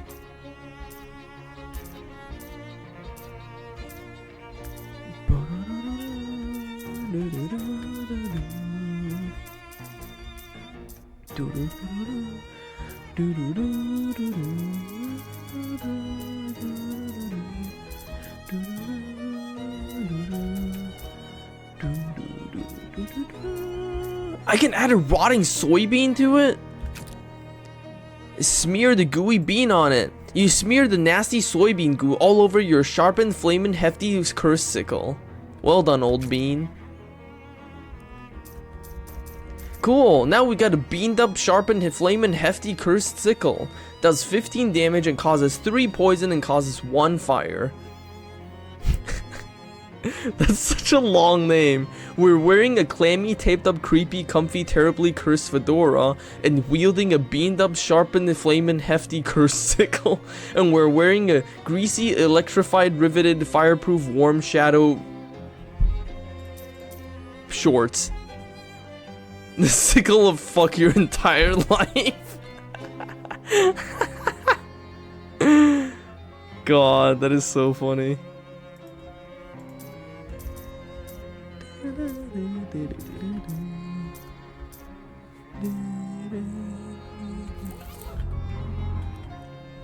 Hi Jessica, I found the sickle. It was well, there were some bad implications about this whole situation with the shadow monsters and the government. Not that there weren't already, but this is turning out to be a pretty big bite to chew. That is disquieting, but it fits in with the readings we've been getting from the Detectatron. What kind of readings? Get some sleep and I'll tell you about it in the morning. I want to look up some stuff first. Get some sleep, she says. Here's a big old cliffhanger, she says. Not the two most compatible ideas. Oh yeah, I do have stuff to give to the speakeasy.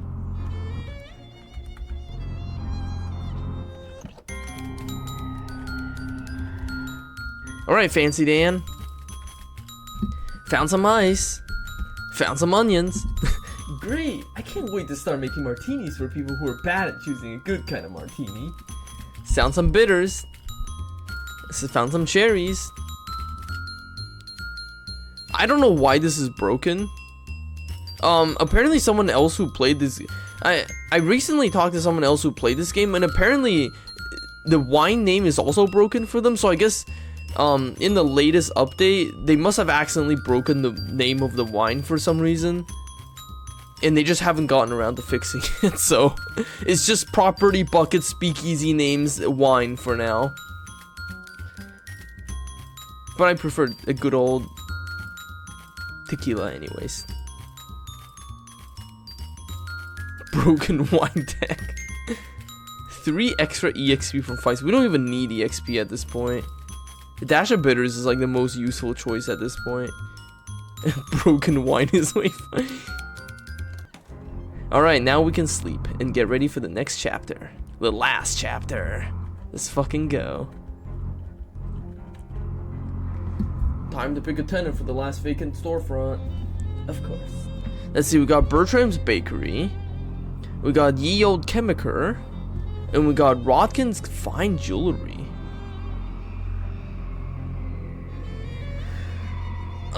These are all good choices. But since I have a bunch of shadow consumables, I'm just gonna go with the jewelry store. Because I don't really need food and I don't really need chemicals when I can just have shadow versions of both. So let's go with the jeweler. You put up the model oil pump on your shelf. It continues to belch out nasty black smoke. You put the music box on your... I can't read that word. Shelf, frightening all the other stock.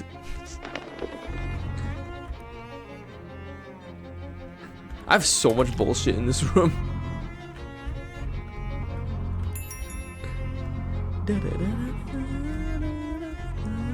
Anyways, that farm stuff was wild, eh? Let's get some sleep.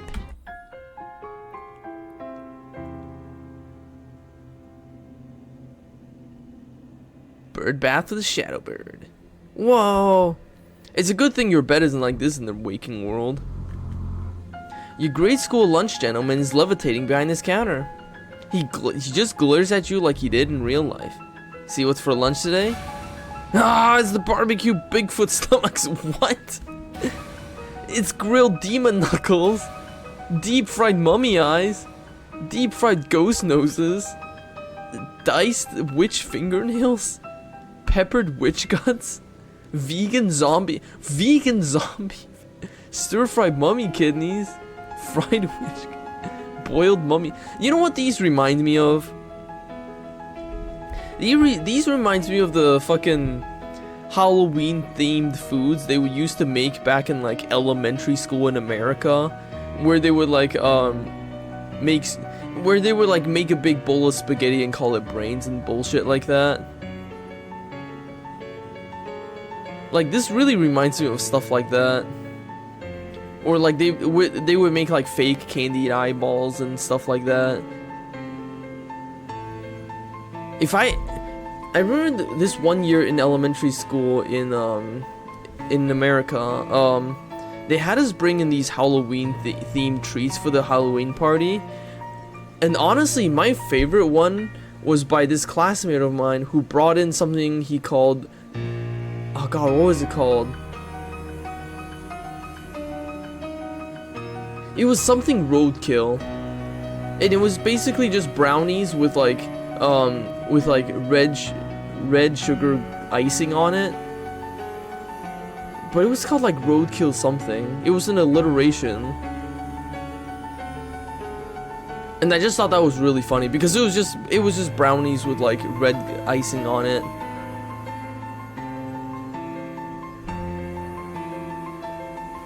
Anyways, I spent enough time reminiscing. A clock whose time is running out. The symbolism here is anybody's guess. Wow, Noelle's really freaking out about this dream. Huh, dream you must be more scared of chickens than real life you. Okay, now this is pretty scary. Nice work, brain.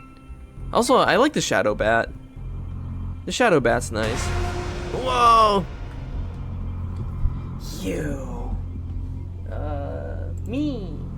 Get the hell out of here, I'm busy. Wait, are you the real you talking to me in my dream, or am I making up a dream version of you? I don't have the time for this vaudeville act. Scram. She's done talking. Give us a smooch. Whoa, this is new. This is not here if you don't... This must be a shadow path thing, because I don't remember seeing this before.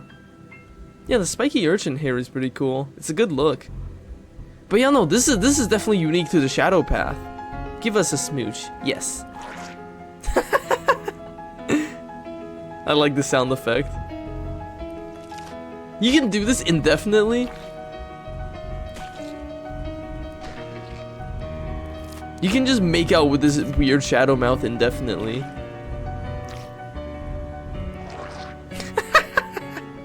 ASMR. Just like visiting grandparents. Oh god. Hold on, where's my cat? Where's my dream cat? It's Lydia, the cat from the gas station. We got Lydia's spoon. The best spoon in the game. Make out with the dream eldritch abomination. Alright, let's wake up now. A doorway back to the horrors of the waking world.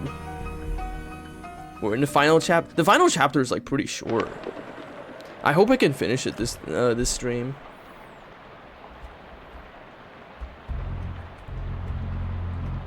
Alright, let's get our dailies in. Our daily buffs. All of our daily buffs.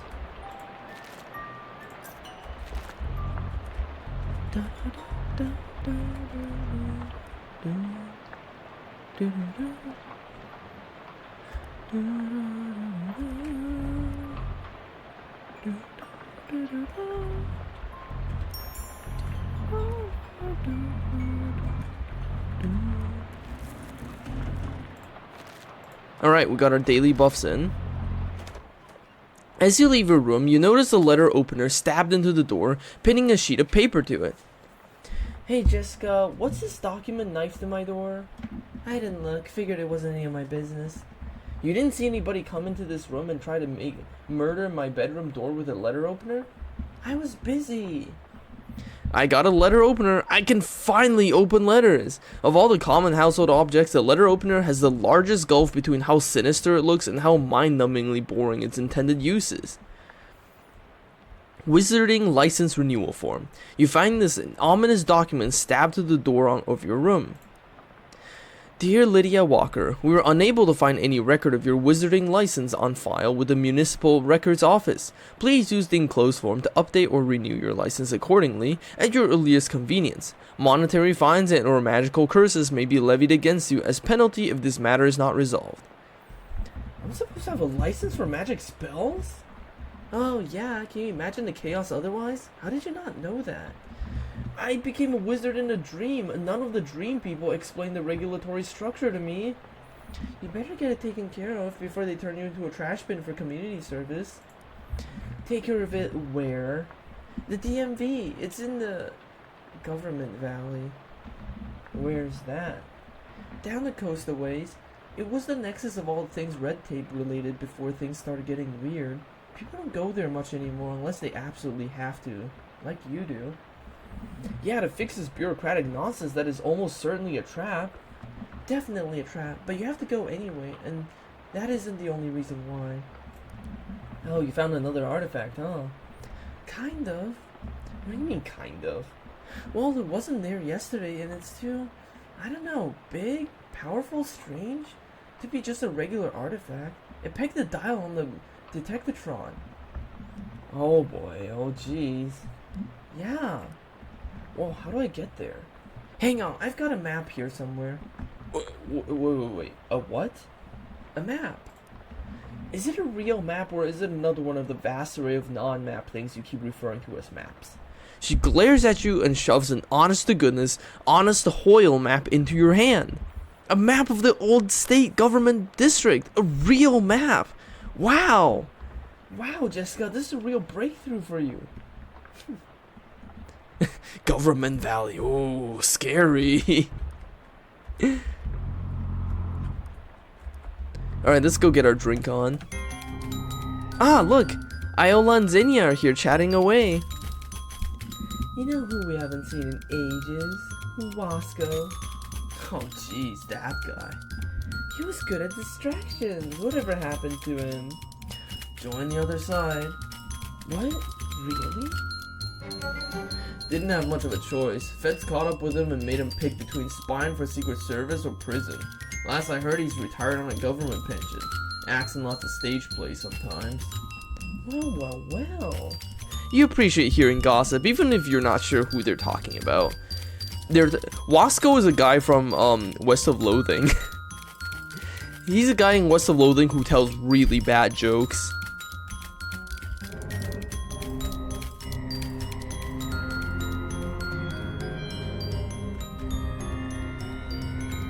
These people are obviously celebrating their recent nuptials and you shouldn't bother them. I like how these two actually got married after like 6 days. You know, if only they had sake here at the speakeasy, but I don't think sake was... Actually, was sake? Sake was probably a thing in the 30s. At least in America, I mean. Let's get ourselves whiskey, cola with some bitters.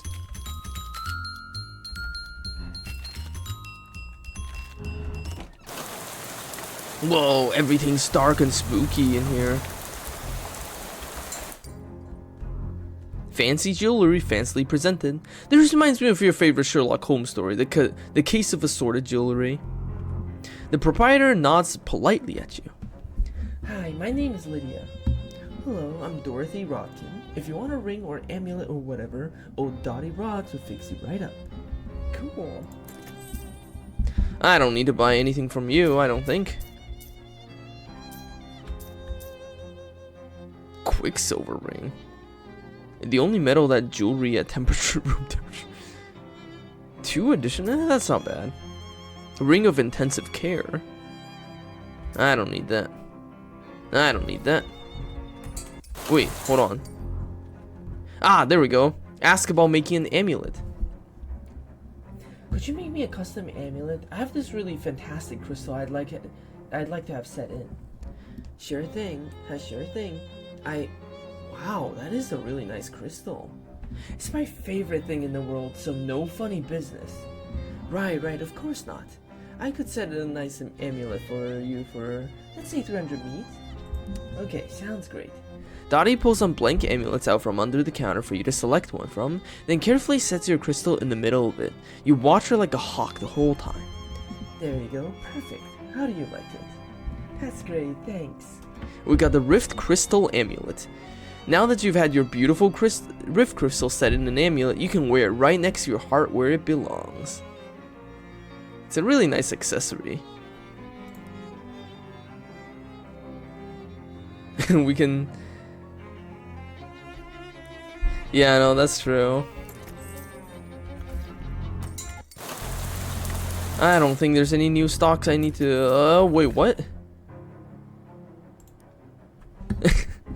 Now, I know you got some loused hats in the back. How much? Not this again. I thoroughly resent the accusation. For one thing, as you are more than capable of seeing, there is no the back. This store comprises a single room. For another, it would be highly illegal what you suggest. I must ask you that you drop the matter immediately. Come on, don't hold out on me. I'm sure you got loused hats under the counter, right? I'm not naive. High-end places like this must do a little trade in loused hats to stay afloat. I don't know where you get these ideas, but I must ask you to leave. You're gonna get me in trouble. Loused hat. We can just come right back in. Again, I don't think there's anything worth buying at this point. Hi, hardware. I could use some anarchist hardware, actually. This shit is always useful, because I can make bombs. Bombs. Bombs. Bombs. Bombs.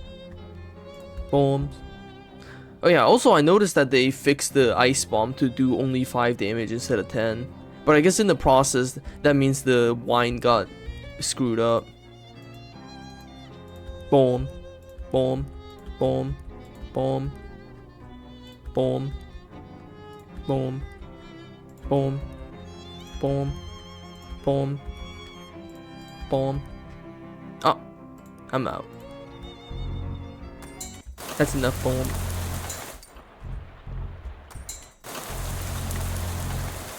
Hello. I have enough SIGs. I could use a rocket. Gun. Oh yeah, he does just straight up sell a gun. I don't need it though. I don't do Moxie.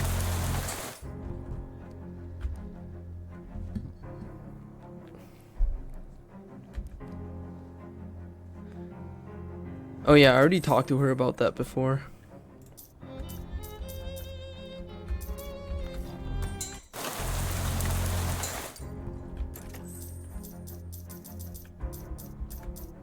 Nothing here useful. Reality Cleaver, oh my god.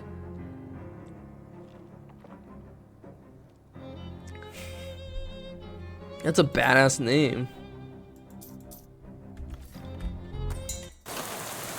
Anyways. Oh yeah, hold on. Now that I have a letter opener. Cosmic. Oh yeah, Cosmic Sieve. 4 damage to all enemies. Eldritch Butter Knife. Mind Whisk. But yeah, now that I have a letter opener, I can actually open letters. Now if only I can find it in my fucking inventory.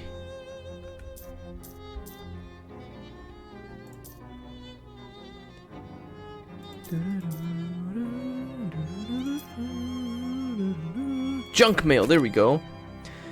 Ah, junk mail. We got the stainless steel business card, a sample business card from a company that prints things on incredibly sharp, thin pieces of metal. And the fruit advertisement. This fruit ad is printed out on a compressed sheet of fruit. Strangely, it's not the same kind of fruit that's being advertised. This increases all of our stats by 1. It is one of the strongest consumables in the game. We can also get perfume sample, which isn't really that useful. Oh yeah, no, the Fuxicle is like the best weapon we're gonna have. It's a shadow weapon after all.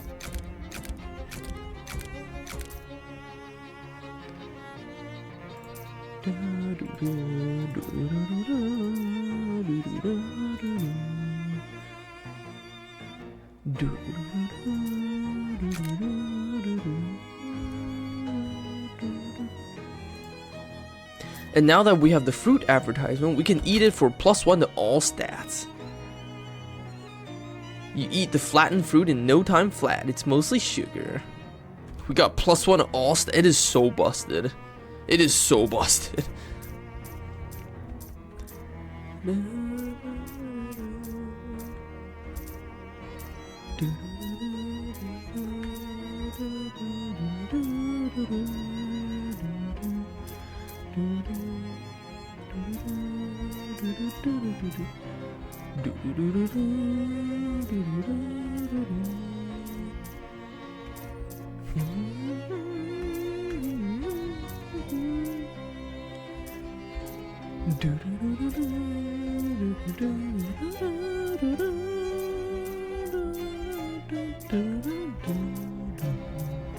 Sorry, I'm just scrolling through my inventory. I have so much fucking bullshit. Also, I just remember, since we're on the last day, there's a buff we can get at Crystal Dream. It's in the junkyard.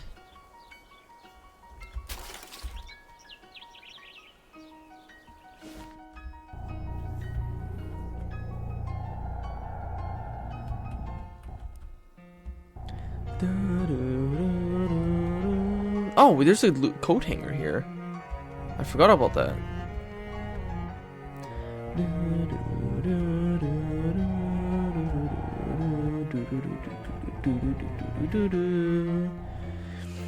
Ah, there we go. This is the bathtub. This bathtub gives you a +1 buff to all your stats, but it can only be used once a game and it only lasts for a single day. So naturally, you have to save this for the very last day. An inviting tub of piping hot water, piping hot and clean water.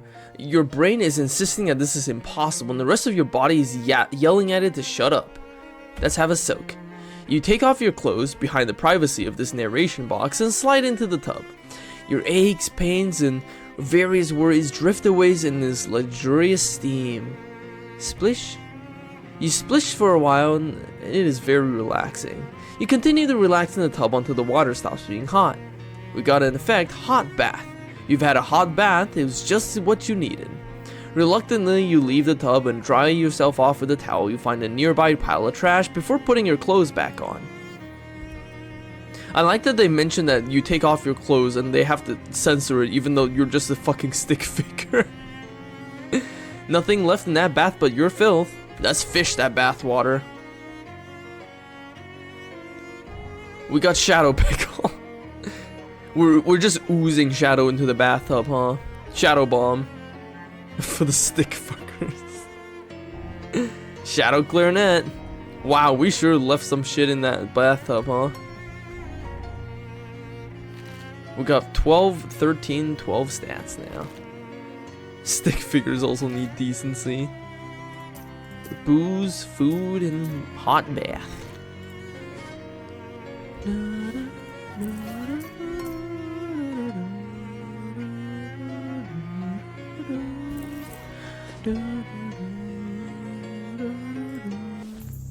Alright, let's go fight the secret boss underneath the Gatorman Fortress.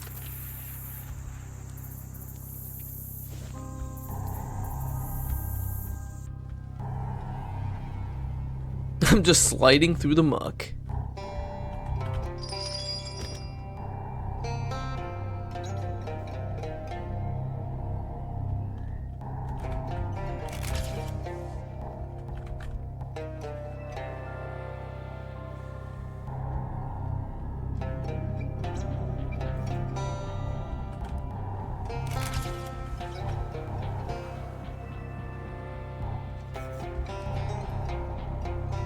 Ah, this thing again. Oh, I forgot. I should have just fought this thing instead of doing this fucking extremely long animation for getting through the fucking lasers.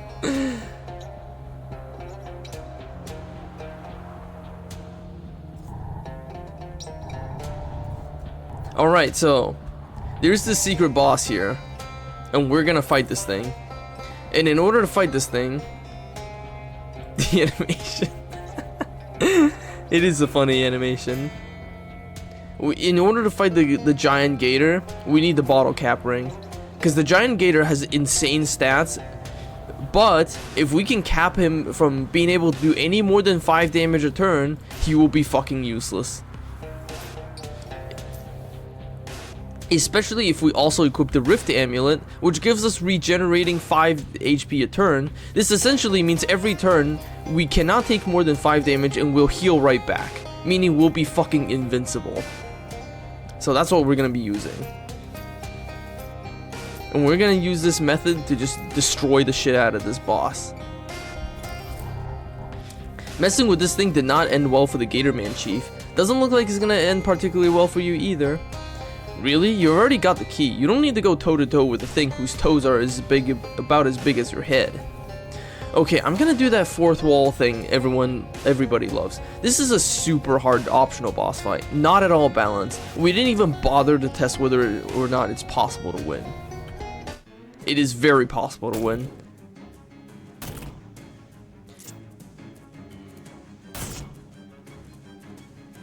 Yeah, we're super unbalanced. Well, first of all, let's take out the fucking spider.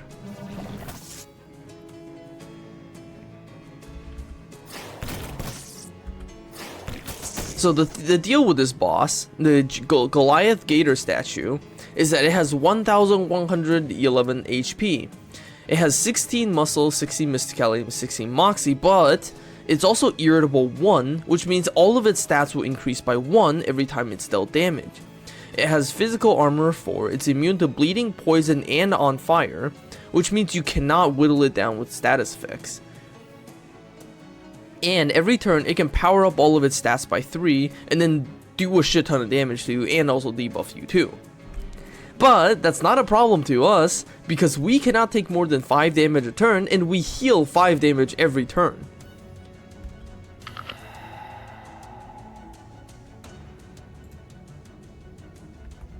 And also, we can steal everybody's stats. Oh, I'm out of AP. Whoops. That's fine. We can do 53 spooky damage.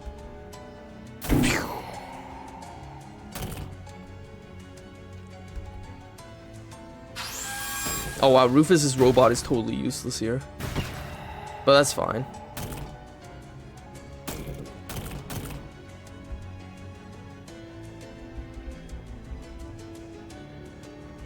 The more his stats go up, the better, because then I can use Mind Melt to do increasingly more and more damage to every turn. But also, I can double the damage with my next Mysticality attack. And then do 78 damage. Oh my god. I'm so fucking busted.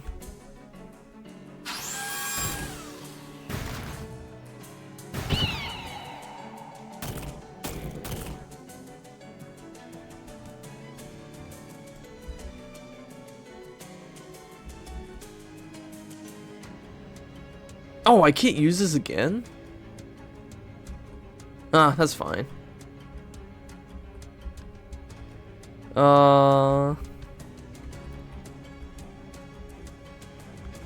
In that case... yeah. Mind Melt. Pew. Pew.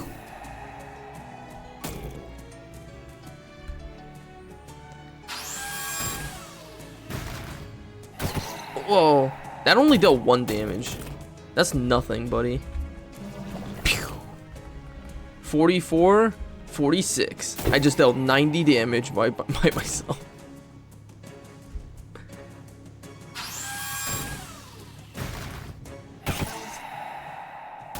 I have so many fucking minions.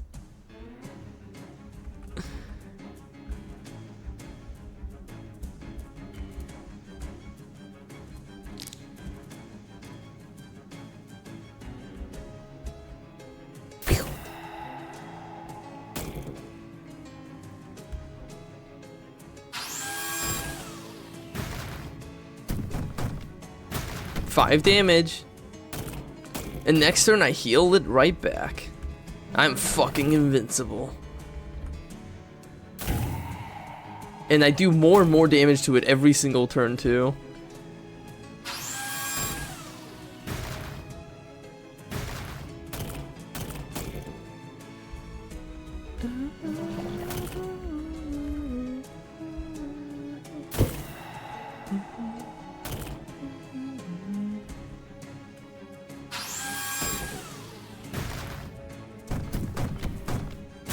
It's still like slowly working through all my minions.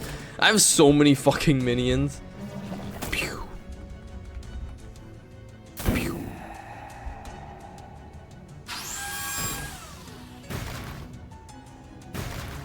It doesn't even matter if he debuffs me because Mind Melt does damage according to his stats, not mine. So as long as his stats keep climbing, I can just keep doing more and more damage to him. Can't make an omelet without breaking a few crocs, Jack. I can kill him this turn. Mind Melt. Wow, you won! I seriously would not have bet money on that outcome. I got an item, Ancient Wristwatch. You're pretty sure this isn't actually meant to be a wristwatch, but you're also pretty sure you're not gonna encounter anybody who knows that for sure. Hey, we actually beat the secret optional boss. Hell yeah. I don't even know if I needed the bottle cap ring actually, because I feel like I didn't take any damage at all. Did the stream crash? Oh god. Okay, it didn't crash. God, I would have been very upset if it crashed. Okay. But yes, we did it. Woohoo.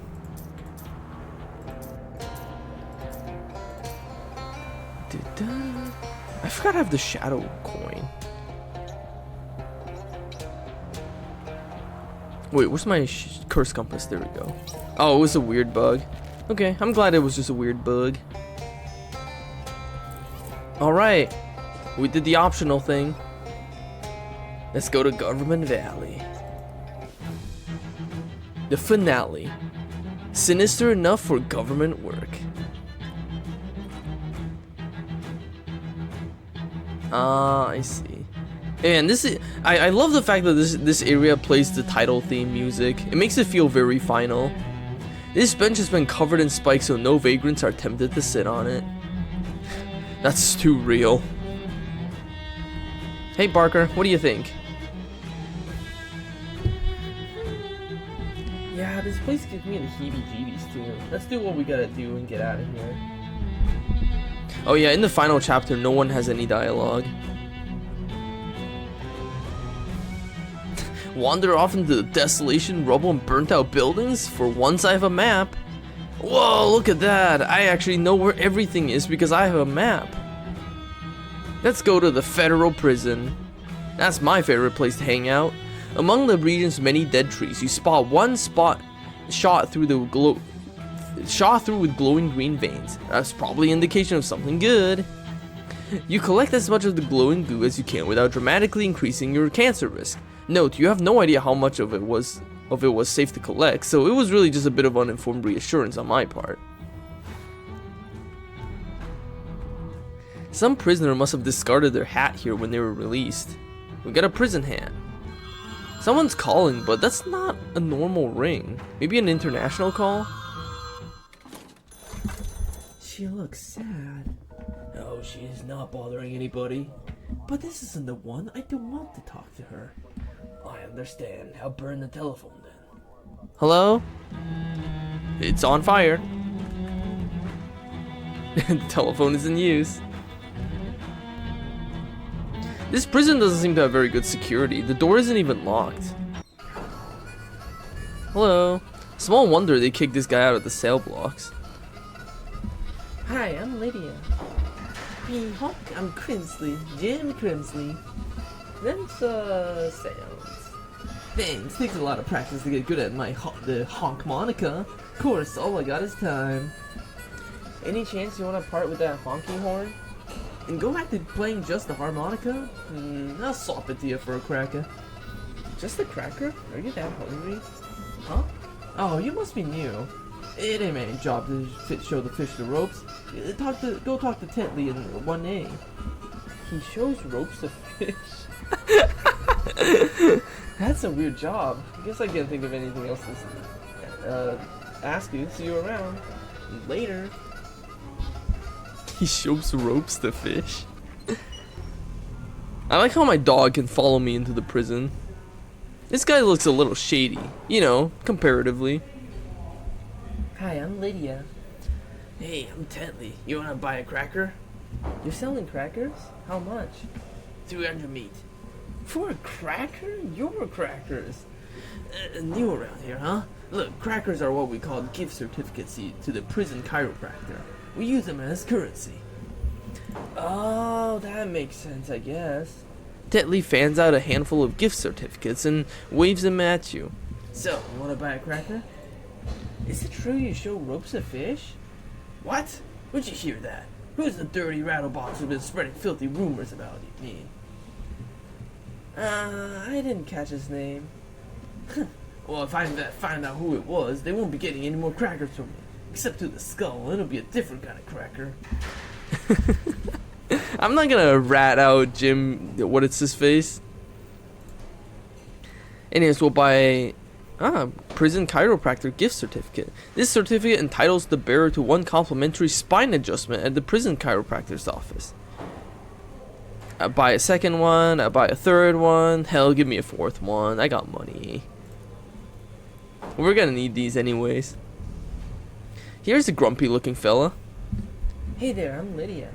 I'm Rimmel. What do you want? Guess I can't think of anything to ask you. See you around. Whatever. This cell is empty. Somebody isn't meeting their crime quota. This guy's getting buff. Well, on the arms at least. Name's Lydia. Sup? Can you teach me to do that? Teach you how to lift a dumbbell? Yeah, Sure, for a cracker. it's a deal. Okay then. He passes one of his dumbbells through the bars and show you how to bend your elbow. Hard time, hard body. You've learned how to exercise the way they do in prison, out of the soul-crushing boredom and with a mean guy watching. +1 to our stats permanently. Thanks. See you around. This guy's apparently managed to smuggle in the full-length sword. Hi, I'm Lydia. Hey Lydia, I'm Clive. Nice sword. Thanks. Technically, it's a Japanese-style katana. Huh. How on earth did you get a katana in here? I made it in the prison's machine shop. I had folded up license plates. Can I buy your katana? Well, okay, I guess I can make another one. I'll swap it to you for a deck of luckies. Come again? A pack of cigarettes. Okay. Oh, I wasn't really expecting you to have them. Well, a deal's a deal. Take good care of her. Clive the Cleaver. The guys, he said he made it out of license plates, and if you look real close, you can faintly see where it says Capital District along the edge of the plate.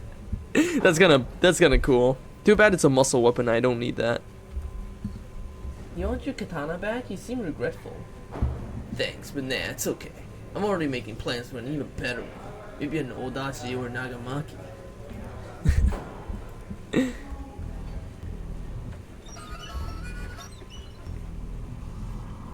Either this cell is empty or they arrested some air.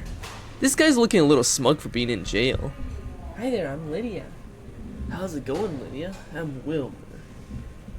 See you, Wilmer. This prisoner's, what is she doing? Hi, I'm Lydia. Nice to meet you. I'm Donna. What are you doing there? Levitating in orange. Oh, telekinesis? I can do a little of that. What I'm doing is a little more different. It's more general purpose. What color me intrigued? Tell me more about your hovering orange. Well, since it's so boring in here, I've been exercising my imagination. And it turns out, if you get really good at imagining things, you can trick your brain into believing they're real. And if you get really good at that, you can make them actually real. Oh wow, jeez. Wait, so why are you still in the jail cell? Well, these bars suddenly disappearing is a little harder to imagine than the floating orange. Can you teach me your imagination thing? Imagine so, but this kind of power is potentially dangerous, and therefore valuable. Sure, of course. But you seem okay. I'll teach it to you in exchange for a cracker. She puts you through a variety of imagination training exercises, mentally rotating cubes and so on, until you finally got the hang of it. We got Daydream Believer. If you get bored enough, you can change reality just by being really bored at it. Wow, thanks. Now I just have to find an orange. It works on other things too. Apples? Whoa, don't aim too high there. Some Baki shit to the prisoners. Yeah, no, it is kind of funny that we got a weeb prisoner who just makes katanas. And the awesome thing about these prisoners is that they give you permanent buffs to your stats, which is awesome. This cell just has bones in it. They must have committed a bone crime. It's unclear how this guy could be cooking food in his cell, but that does seem to be what he's doing. Hi there, I'm Lydia. Hi, I'm Lumford. Are you cooking? Yeah, dude. Want to sell me that spatula? Not really, but I do need a box of coffin nails. Cigarettes? Yeah, if it has masked the flavor of whatever this is I've been cooking. Okay, here you go. Alright, I suppose I could get another spatula. Here we go. This used to be something else, but with patience and ingenuity, it was converted into a pretty bad spatula. Wait, this is what happens in Baki? That is so funny. This is like some 40k orc shit. How's your food? Thanks for these smokes, I have no idea. Guess I can't think. Oh, it's not really what happens in Baki? I would believe anything about Baki that people told me, honestly.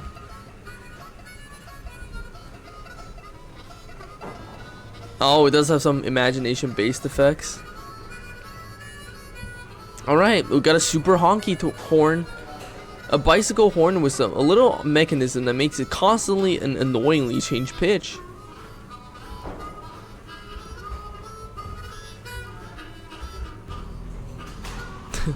The whip strike, huh? Looks like you found the source of that whistling. Hi, I'm Lydia. Hi, I'm Mitch. You're a pretty good whistler. Thanks, I've been practicing ever since I swapped my harmonica to Crimsley. What you get in return? Box of stash wax. Sold it to some other guy though. Oh, okay. Can you teach me how to whistle? I can, in exchange for a cracker. Alright, here you go. Great. Okay, it's pretty easy. Just put your lips together and murder a guy for sleeping with your car and get sentenced to life in prison and blow. Can I skip that middle bit? Sure, I guess, but that's what worked for me. For sleeping with your car? Somebody fucked this guy's car. Baki and his dad have dinner with imaginary tofu getting cut with it. What the fuck? That's so fucked up. What the hell?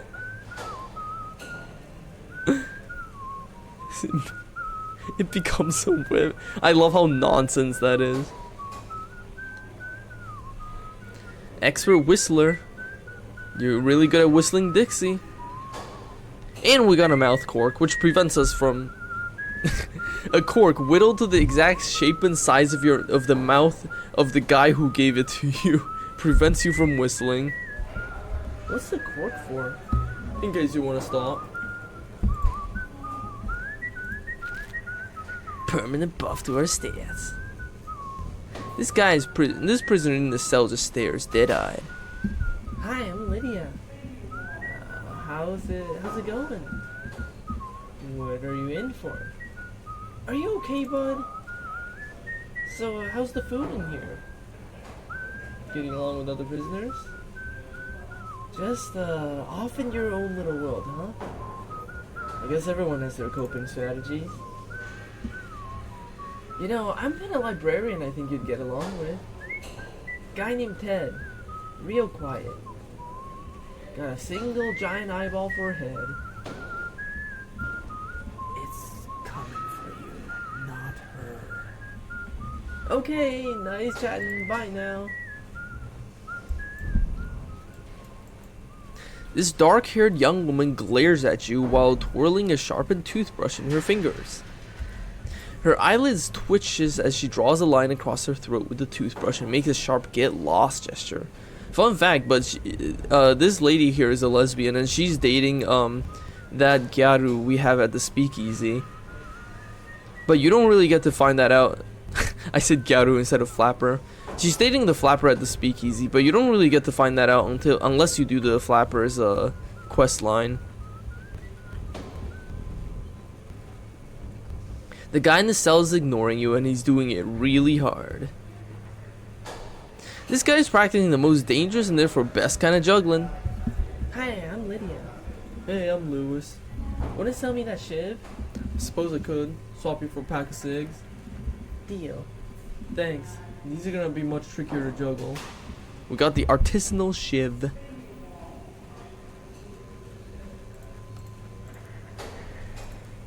Oh yeah, flapper. They're like they're called flappers, right? I'm not just imagining, right?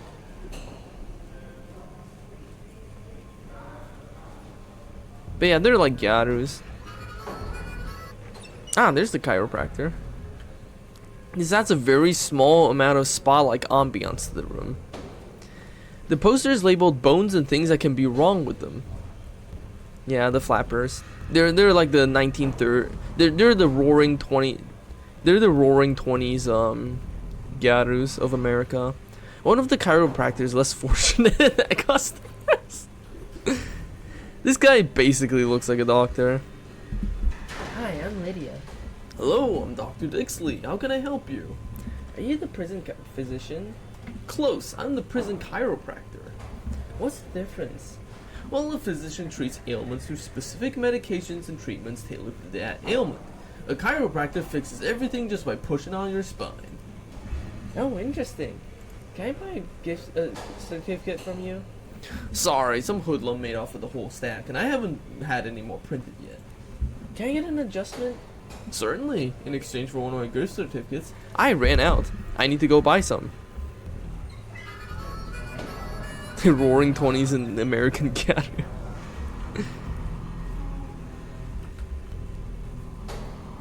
The modern day American gyaru is the Valley Girl. The guy right learned his stuff from a ghost. Ah, I went to the wrong place. Hello.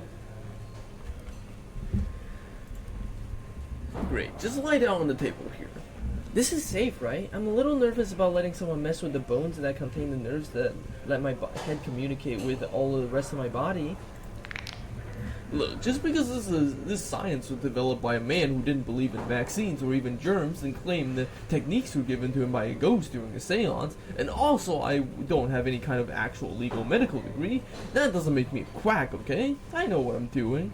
Plus, science and seance, basically the same word. He twists your spine into a new configuration. Ah! Oh! Ah! Well, I do feel better. Well, we're now well adjusted and we got +1 muscle from it. You know, it's so funny, they literally mentioned the whole ghost thing here.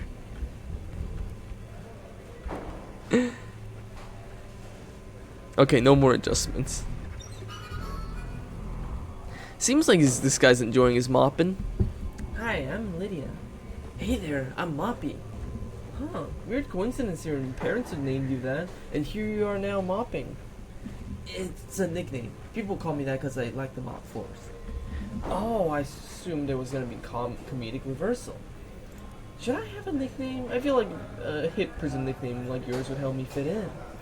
Well, I'm happy to suggest one if you want. Wheeze? Parsley? Postmodernism? You know what? I like that. Call me postmodernism. That's my prison nickname now. That's it, I love it. You got it. Welcome to the family, postmodernism. I will never forget this. If you ever need information postmodernism, just ask me. I overhear all kinds of stuff while I'm mopping. That's good to know. Thanks. See you later, Moppy. I'm postmodernist. This door has a big complicated keypad lock on it. You're not getting in there. The warden, this office you only get to access if you're playing as a pig skinner. That's the pig skinner final boss dungeon. You don't get to go in here if you're anyone else.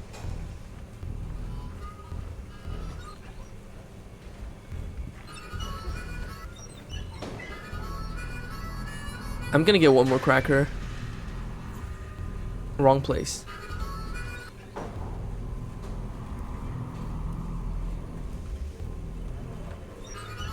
Ah, I didn't mean to leave. The prisoner seems determined to eat more pepper than food. Hi there, I'm postmodernism. Hi, I'm Nora. Ooh, nice spice jar. I need this one so I can keep eating here without dying of boredom. I have a similar gadget I can sell you though. He shows you an elaborate mechanical pepper mill. I made it in the prison machine shop, but decided I prefer a traditional shaker. I'll give it to you for a cracker. Sounds good. Sweet, maybe I can trade this in for some decent food. The automatic pepper mill. Never again will you get a sore elbow after spending hours cranking an old-fashioned pepper mill. This item is fucking insane. It is so strong. It is literally such a powerful last combat item. It is kind of nuts. Because it deals area damage to all enemies. The sign on the counter says 1 slop per customer. Without even looking at you, the man slaps a dollop of slop onto the plate and hands it to you. We got prison slop. This prison figured out how to improve their efficiency by serving the prisoners, not customers, a blended up combination of bread and water. A generous chemical company has donated some toxic waste for the prisoners to enjoy. Prison slop. This guy seems pretty good at lifting weights. Hi, I'm postmodernism. Hey, I'm Bruno. See ya, Bruno. Hi there, I'm postmodernism. Hey, I'm Vinny. Fine sauce here.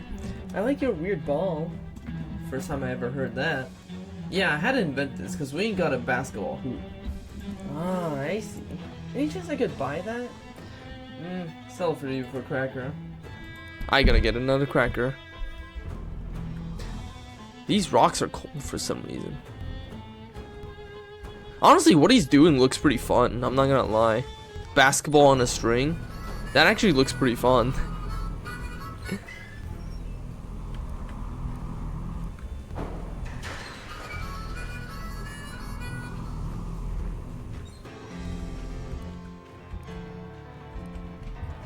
Here you go. Nice, and here you go. We got basketball on the string. Deals Moxie in physical damage 3 times. That's pretty good. Vinny's just hanging out.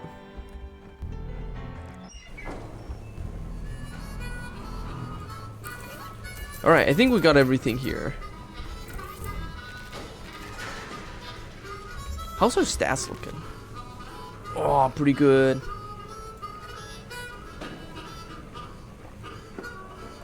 +1, +1, +1. Yeah, that's our stats. We're so strong. Although we haven't had a potion yet. Let's see. Oh, you know what we can do right now? We can finally complete the fucking boardwalk games.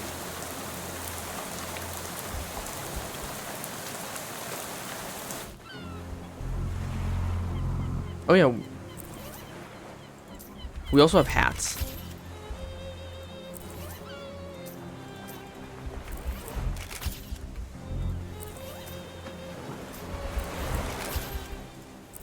Purple, orange, green. I like how on the sign it looks like I'm wearing the same hat 3 times because it doesn't show color. That's so funny. You know what? I'm gonna leave it like that. That's how it's gonna look now. Anyways, we just gotta equip our sash, Monster Club sash, and then we need a potion that gives us Moxie.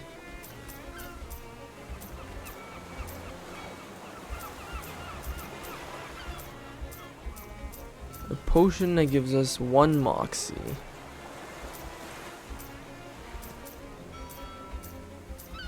Ah, there we go. 11 in 1 oil. Now we have 15 in all stats. We can finally do the final.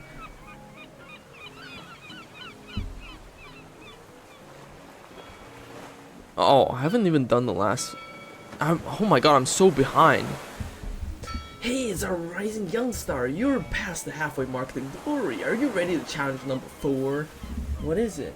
I need you to use these 3 baseballs to knock over that row of 4 wooden ducks, punch a hole through a sheet of 3 by 4 inch plywood with your bare fist, and translate a randomly selected page of the Brothers Karamazov from the original Russian.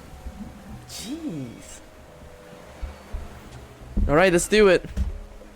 You carefully weigh one of the baseballs in one hand while stretching the knuckles with the other and scanning the page of dense Cyrillic character. Then you take a deep breath and make a fist. My heart disagrees, but whatever, I'll drink with you. Quack, quack, quack. Ricochet. I want to. Bravo! Not the usual way that last bit is translated, but I'll take it and give you this in return. Alright, next level challenge. Hit me.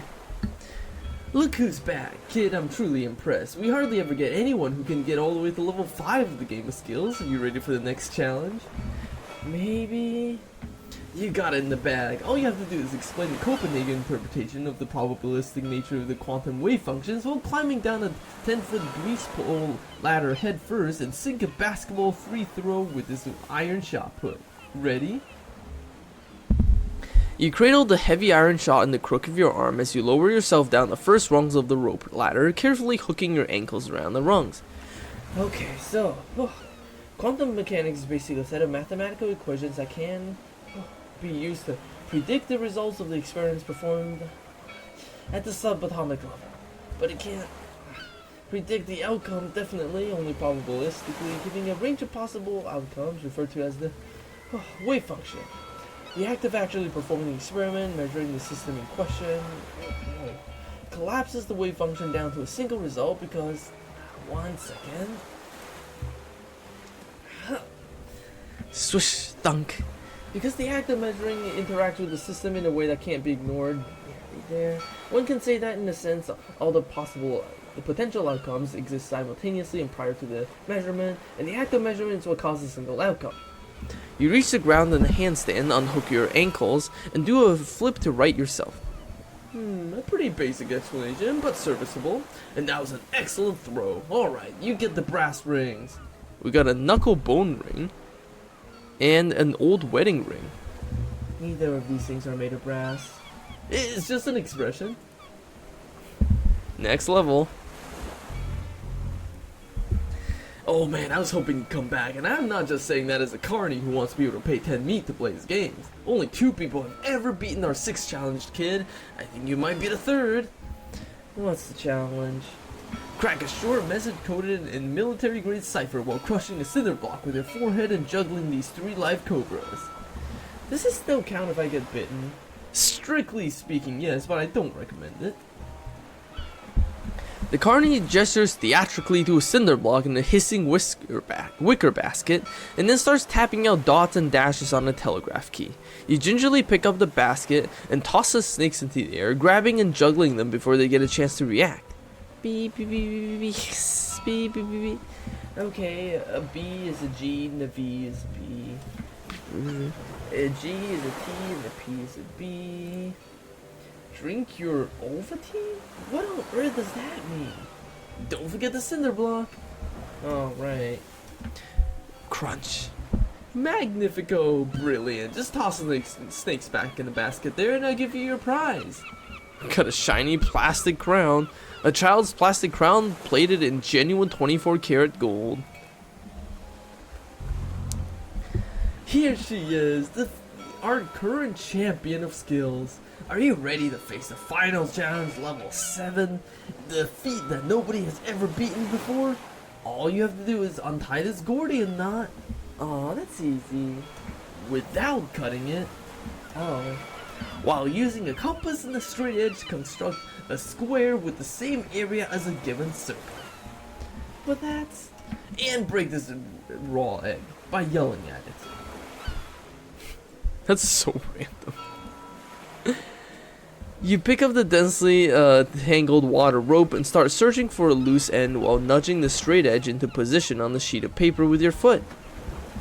I'm pretty sure the reason nobody's ever beaten level 7 is that these tasks are famous for being literally impossible. I mean, I guess the egg thing isn't actually famous. Hey now, that's not the attitude that got you this far. Fair enough, I guess.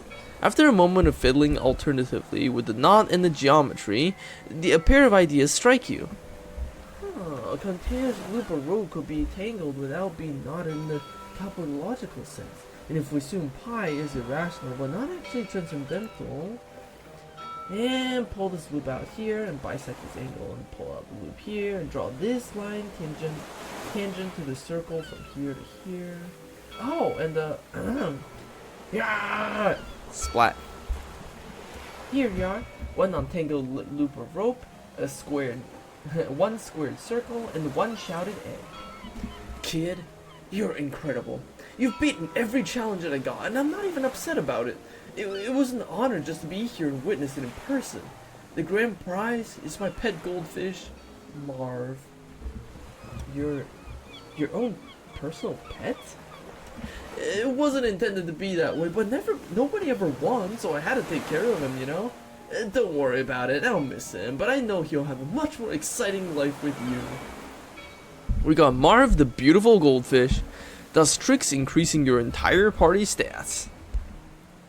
This fish is a deeper shade of gold than you've ever seen. You've definitely seen deeper waters though.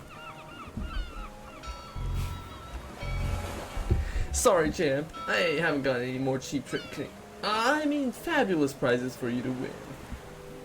There we go. We completed all his challenges, and we got a goldfish for it. You have to reach 15 in all stats in order to do all that bullshit. You can't do it otherwise. There's literally no way to do it if you don't reach 15 in all stats. Even with the Shadow of Powers, you can't actually cheapen the challenge. You have to get to 15 stats. Alright. You tie the katana to the side of the bucket and lower it into the well. It comes out identical in every way except its temperature. We got a blistering hot katana.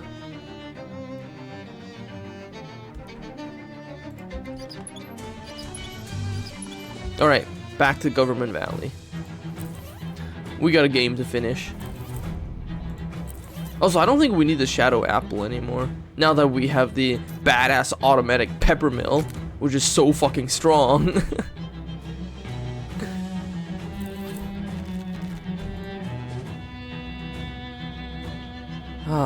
What am I even here for?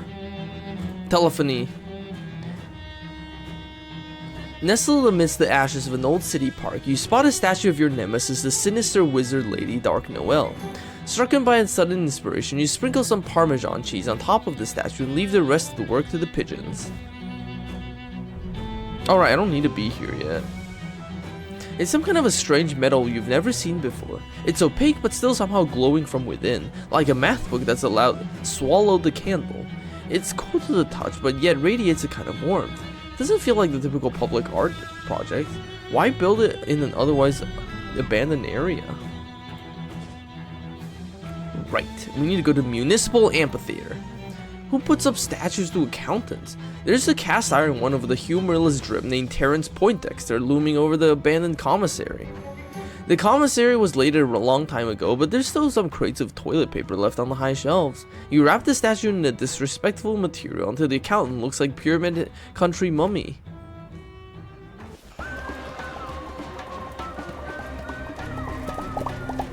This is both a tragedy and an opportunity. We got a handful of popcorn.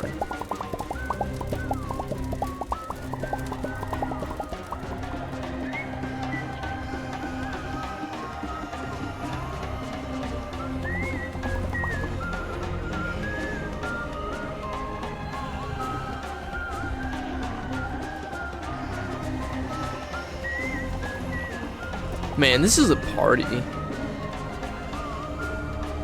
This is one hell of a mosh pit. And I love how there's just random eldritch creatures on stage playing instruments. Honestly though, I'm really digging the look of that singer. She's pretty cute. She's got a great look on her face. Alright, let's join in this extremely violent mosh pit.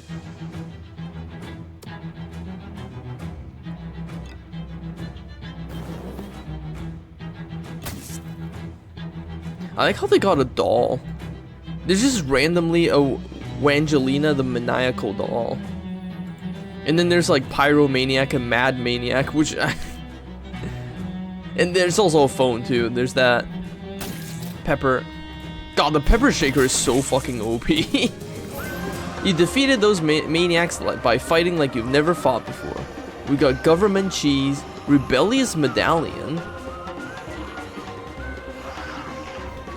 and Lil Jenny the Maniacal Doll.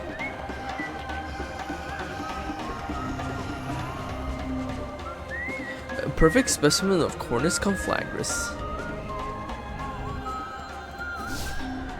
Alright, phone.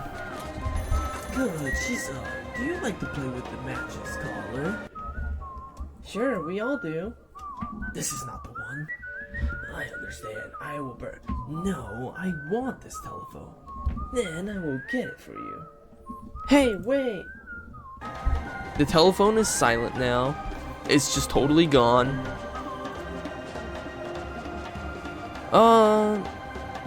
Let's check out army recruitment. You find yourself in front of a forbidding building, the crumbling ruin of some old government office, its bureaucrats now replaced with regular rats. You poke around and through the sad old offices and the hallways, lamenting the fall of reliable old structures we once depended on. Is this really the future, you sigh? A couple of minutes later, you find an old safe full of meat, and your mood improves dramatically due to the short-term windfall. This car is in great shape except for one thing. This soda machine has knocked itself over in an act of conscientious objection. We got a modern army cola. The door to the army recruitment office is square, olive drab, and menacing, just like the army itself. Hey yo. It won't budge, it's probably just as well. You have zero interest in joining the military. Something nasty crawling around in this chunk of rubble.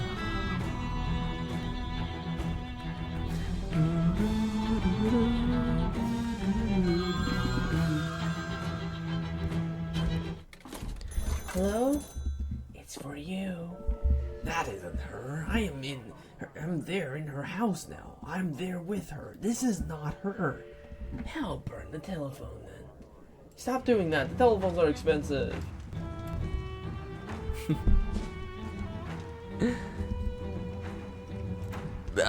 Ballet theater. Huh? What's... The shadows of the nearby alley coalesce into two humanoid figures. It looks like they might be shadow cops, because of the shape of their heads kind of look like police hats. It's hard to tell with just the silhouettes. Could be shadow mailmen. Barker leaps at these figures, which hardly even have the chance to react to being torn apart before they're already dissolving in the breeze. Wow, good boy. Just kills a bunch of shadow mailmen. Government Ballet Theater.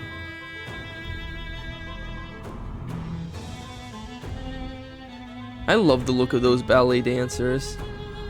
They're very charming. Very graceful.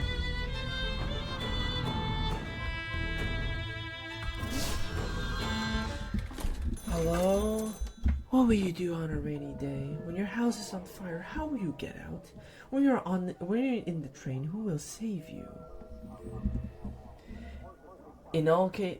What do you mean, when my house is on fire? This isn't her. I understand. Do you want this telephone or shall I burn it? Give it. Give it to me. At least tell me who you are, either of you.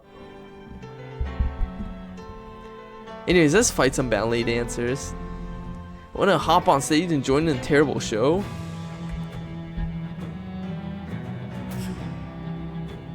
God, the design of these enemies are so fucking cool.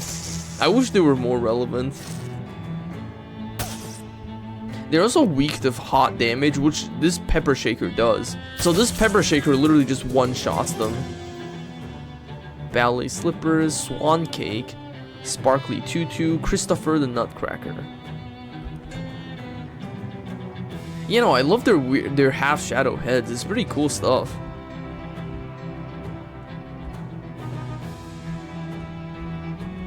IRS Central Office.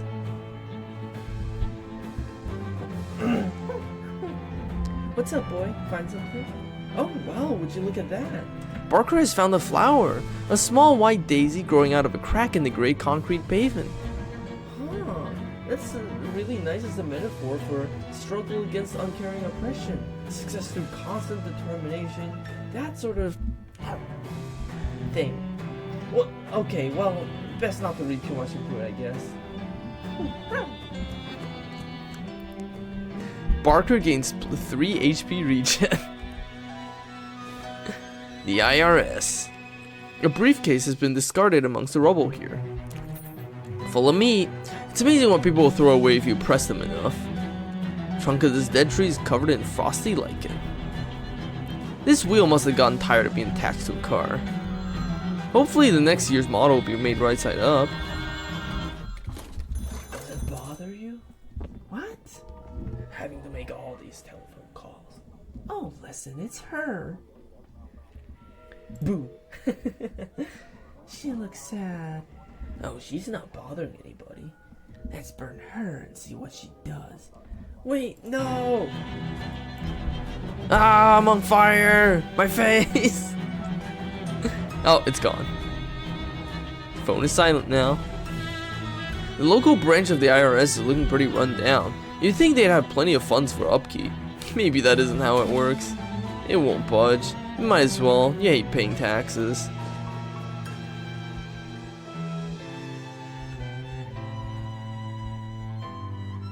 Creaking and gibbering, a horrible half-animal, half-plant, half-alien, half-shadow creature slithers out of the darkness. It makes a high-pitched noise and starts sliming its way towards you. If it turns out this thing is actually from some ancient hyper-intelligent progenitor race, I hope they're at least a little embarrassed about how gross they are. Hold on, I'm kind of curious. What do these things look like? Whoa, I don't recall seeing these guys before. I think these are the Shaggoths from the Mountains of Madness. Shadow tainted growth. Yeah, no, these are literally the things from the Mountains of Madness. Or not a Shaggoth, rather. I forgot what the things from Mountain of Madness is called. Yeah, the Elder Things, that's what they're called. What a reference. I'm just gonna blow him up with my magic, though.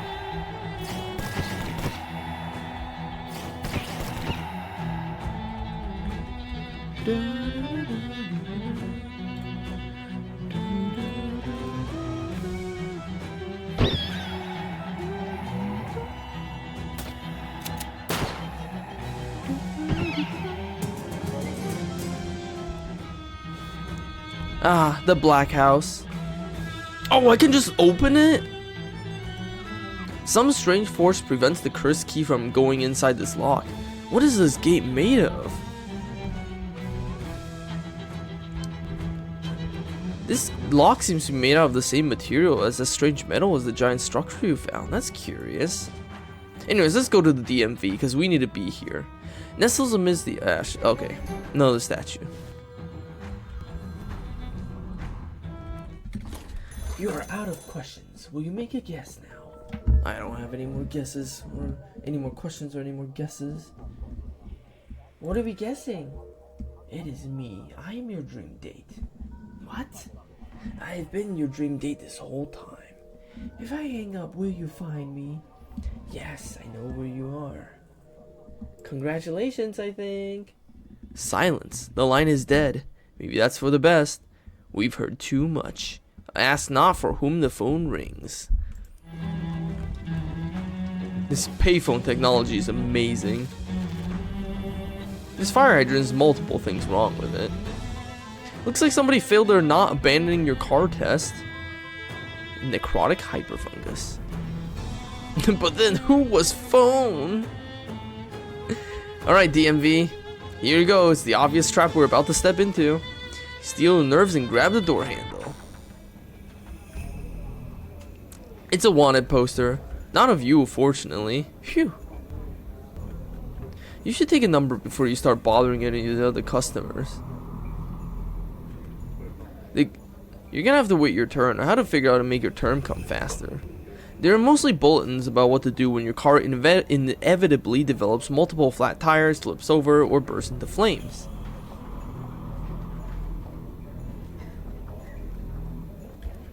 You got DMV number 451. Oh, okay. Only 10 before you. That doesn't seem too bad. Huh, did one of the Hex Rock monsters escape the SID quarry? Why would he be at the DMV? Hi there. So, what brings you to DMV today? Not exactly enlightening. Mind if I cut in front of you? Come on, please. You're literally made of rocks. You operate on a geological scale. You literally have all the time in the world. You know what? I'm gonna rock-splain to you. Look, you don't need to be here. You're made of hypercrystalline thaumatomorphic diorites. You don't need a wizarding license because you don't cast spells. You're just inherently magical. I'm sorry, but you're too heavy to drive a car. It leaves sadly. Alright, let's kick more people out of line. Oh, that guy left. A kindly looking old lady. Hi, ma'am. What brings you here today? Oh, not much. I just need a staple removed from these old documents. You can't just pull it out yourself? I tried, dear, but it's a titanium staple, and I'm not as spry as I used to be. I see. Would you mind if I cut in front of you, ma'am? I certainly would. I've been patiently waiting my turn, and so can you. Let me try, ma'am. Not to brag, but I'm pretty strong. Oh, would you, dear? That's very kind of you. She hands you the bundle of pages. Beads sweat on your forehead as you wrestle with the staple. After a tremendous struggle, you finally manage to pull out the staple. You got it. Here you are, ma'am. Oh, well done. Thank you very much, dear. Now I can spend the rest of my afternoon knitting cozies for my collection of vintage machine guns. Leaves with a wave. Yeah, no, that's true. Poor rock guy. Hold on, can I? Aw, I can't talk to the leaf head. Swarm of bees. Yeah, let me talk to the swarm of bees. Excuse me? Bzz. What does the swarm of bees need from the DMV? Bzz, bzz, bzz. Do you think it was the DMB? Look, I don't know what you're saying. Mind if I cut in front of you? Bzz, bzz, bzz, bzz. The bees vibrate indignantly. You look around to make sure nobody official is watching, then blow some smoke out of your hands. The cloud envelops the bees, who become very sleepy and fall to the ground. You carefully sweep them out the door. A hulking, ticked-off minotaur. I guess I could have just said a minotaur. This guy's dressed in a slick black suit and has the impatient yet nervous air of somebody who's used to outranking everyone except the government. He's clearly a mob guy, probably a low-ranking capo. If he was higher ranked, he'd probably have someone wait in line for him.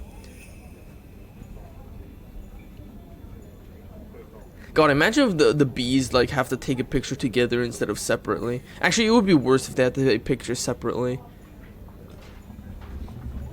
Hi there. What are you here for? Taking a vacation to Rome soon. Gotta get a photo so I can renew my freaking passport. Look at all this paperwork. Can you believe it? Outrageous. My pop citizenship papers weren't this complicated. It's like a swarm of photos. Wow, jeez. What do you want? I ain't here to flap my gums.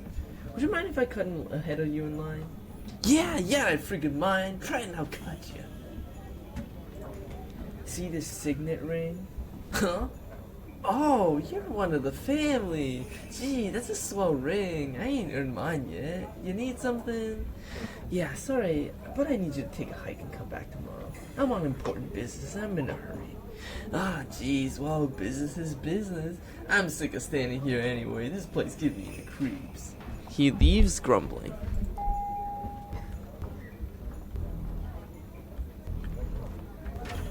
Can I talk to either of you guys? Oh, okay. But, okay. Robot. Hi, robot. The robot doesn't react. Hello? Hey, robot. Nothing. It must not have a command voice voice command interface. Hey, robot, mind if I cut in front of you?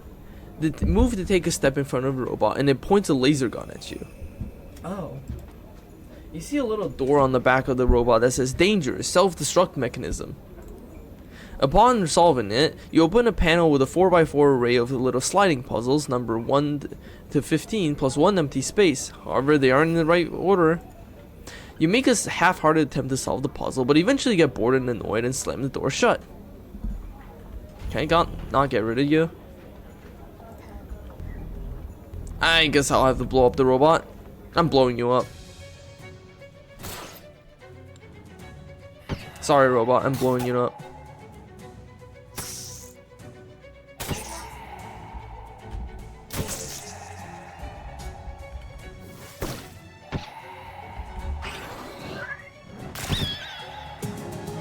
There we go. It's my turn, bitch. Hello, clerk. The clerk takes your number ticket and looks over your form. Lydia Walker? That's me. To the right and through the mouth. Come again? The fluorescent lights flicker for a moment. The room is longer than it was before, and there's a giant demonic mouth hovering in the air. To the right and through the mouth. Uh-huh. That sure is a giant mouth.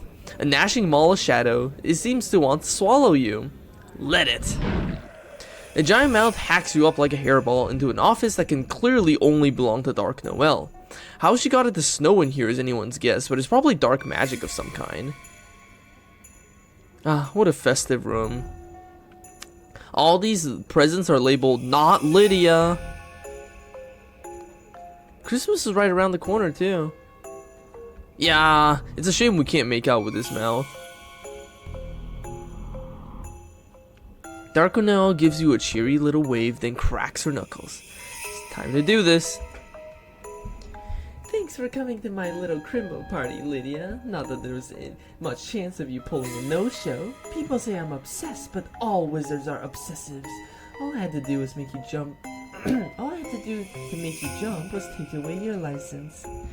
I made you jump pretty high back in the swamp, Noel. This time I'm gonna cook your crimbo goose.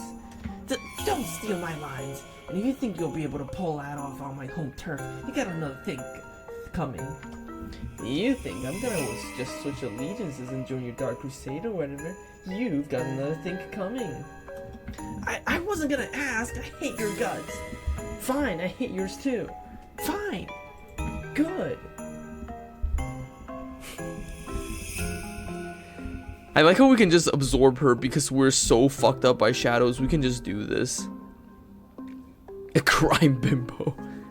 Like, normally you either have to fight her or you have to challenge her in a wizard battle. But we can just absorb her because we're so shadow tainted that's just our power now. She really is a tsundere. It's a shame we're just gonna absorb her. The wizard battle's not that interesting anyways. It's just like a Harry Potter reference. So we're absorbing her. Noel, you've been naughty. Oh, are you making a list? Well, you better check it twice because... You put your finger to your lips.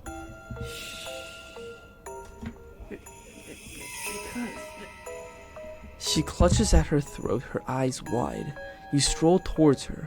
With tremendous effort, she manages to whisper. What are you doing? How? Your mind is weak. You're close enough now that you can smell the peppermint on her breath as she gasps. Your flesh is mine. You palm her face. She screams. No! You were supposed to fight me! What about my second floor? She flows. Her lifeless skeletons crumbles to the ground. Your weird hat is mine too. We got the Dark Noel's hat. +1 mystical. Huh, that's a lot of stats. Merry Crimbo.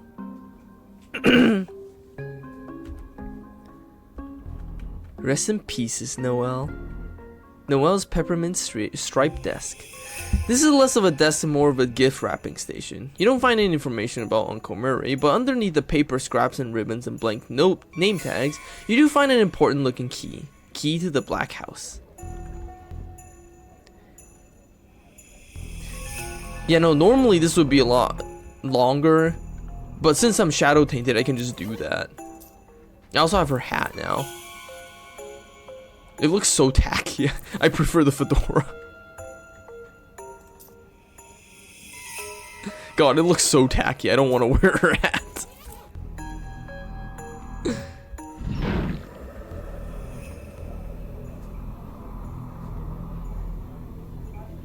Honestly, the way you absorb Noel was kind of hot.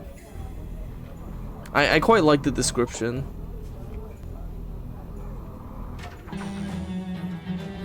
Alright, we got the key to the Black House. You're just straight up being attacked by a giant hovering wad of cancer. Considering that there's still gonna be cigarette ads on the radio for another 43 years, and they won't even start banning smoking on airplanes for 60, you think such a direct assault would be unnecessary. I want to see what cancer looks like. That's what the cancer looks like?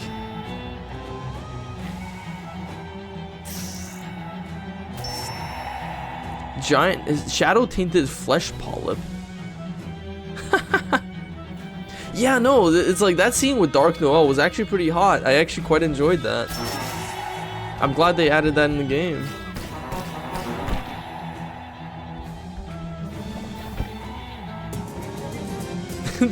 Who says there's no cure for cancer? Slide. You're too late. Ow. Lydia. It's Uncle Murray. Uncle Murray, are you okay? Surprisingly fine, kiddo. Not sure why they didn't just murder me, but I'm glad they didn't. Me too. We've got to stop the president from doing whatever her crazy plan is. Right, we do, but wait a minute, what's that? What's what? You got something behind your ear. Gotten 5 meat. Jeez. Don't ever change, Uncle Murray. What happened to you? Well, Jessica told you about I've been hunting series of cursed artifacts, right? Yeah, that's how I found you. We've been using a detectatron to find more of them to try and follow your trail. So Charles got the thing working finally? That sure would have saved me some trouble. Well, anyways, the fella sold me a pen that could only write obscenities. Turned out with a little coaxing, could also get it to write his real home, his current address, which was here. I wrote that letter to you before coming here to stake out the place. They caught me while I was snooping around. Who's this president woman? I don't know much about her, just that her name's Margaret something. 11 years ago, her barn exploded. That's where all the artifacts came from, I think. They were stuff that was in the barn at the time. That must have been one heck of an explosion. No kidding. 5 years later, she's the city comptroller, and now I guess she's the shadow president? Whatever that is. What is she planning? Wish I knew. She built some kind of crazy machine, but I don't exactly know what it's for. The amount of shadow energy she's collecting to power it can't be anything good. How do we stop her? Well, she set up 3 big, weird pylons or obelisks or something. I think their function is to pull shadow energy directly out of wherever it comes from, and pump it into her machine here in the Black House. So we should destroy those? Yep, ideally before her machine does whatever it's meant to be doing. Destroy 3 things. Good. It's nice to have a specific, straightforward goal for once. I think maybe I've encountered one of them. Not far from here, yeah? Somewhere in Government Valley, past that I'm not sure. I guess that was all my questions. All of the immediately relevant ones. Then we better get moving.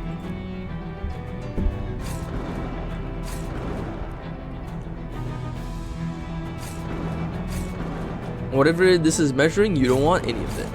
You aren't getting in there unless you discover the secret to phasing through solid steel, which I'm pretty sure you haven't. This machine indicates the ambient amount of awfulness. You can't even figure out this thing enough to sabotage it. Anyways.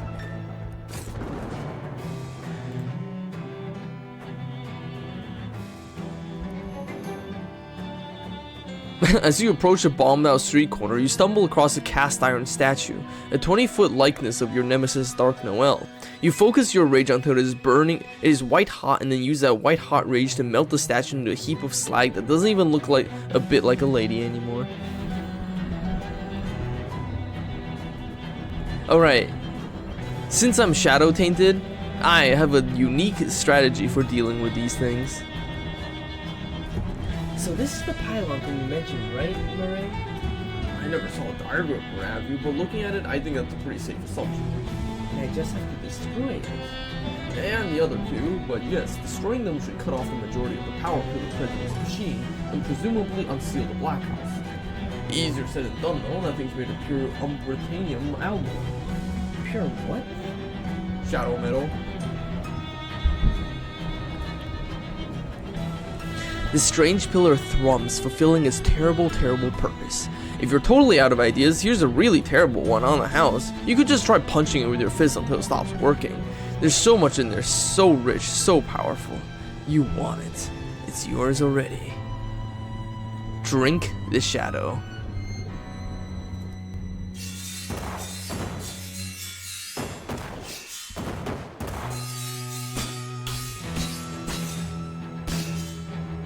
You open up all your mouths and drink greedily of the pillar's flow. The container objects, but the flow overrules it.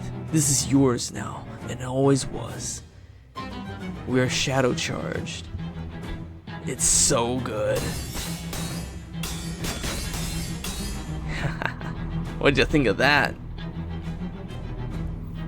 Marie's expression is a jumble of excitement, awe, and fear. This may be unclear from the picture.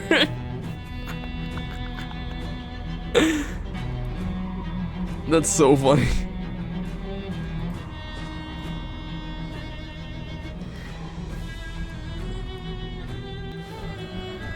PDQ Central Offices. Hello? Oh. Oh fuck, no! Hold on. I wasn't supposed to do that. If I want to slurp up the thing, I cannot answer the phone. Oh, thank goodness. I Alt F4'd in time. Hold on, is the game back? Come on, OBS, bring the game back.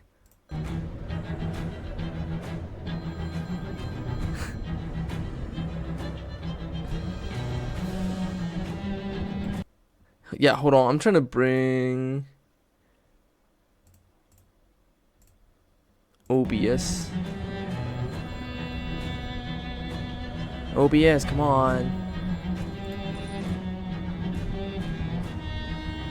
Maybe if I go to the main menu.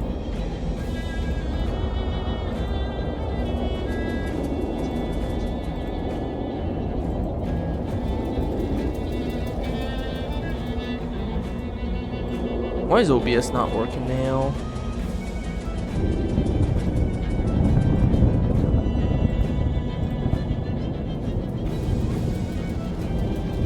Hold on.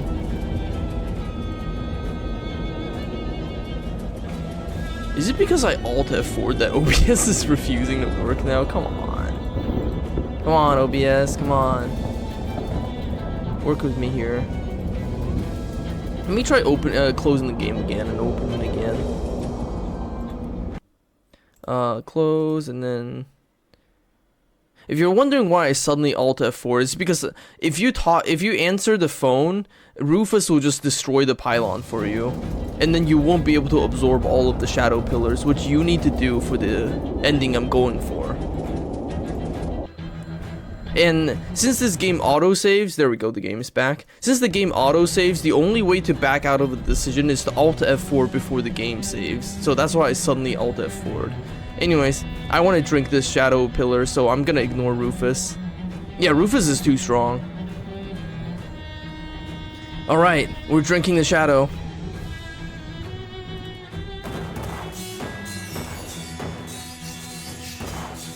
We can't let Rufus have all the fun, can we? Ah, the shadow within you grows ever stronger, ever greater. It is so good.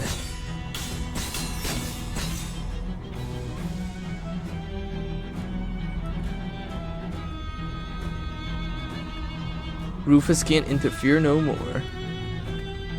I don't even know what the PDQ is, but we can't go in there anyways. In the FBD, it's a real shame they shut down the Federal Bureau of Defenestration. Alright, Vista Hall, final destination. Ignore the phone, ignore the phone. We're just gonna drink this thing. Drink the shadow.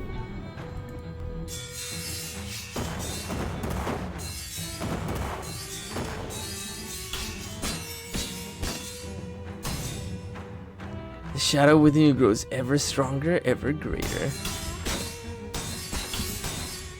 We have slurped up every single shadow. Oh, we are shadow charged. You've absorbed a tremendous amount of shadow energy. We're all squiggly line now. Ignore the phone.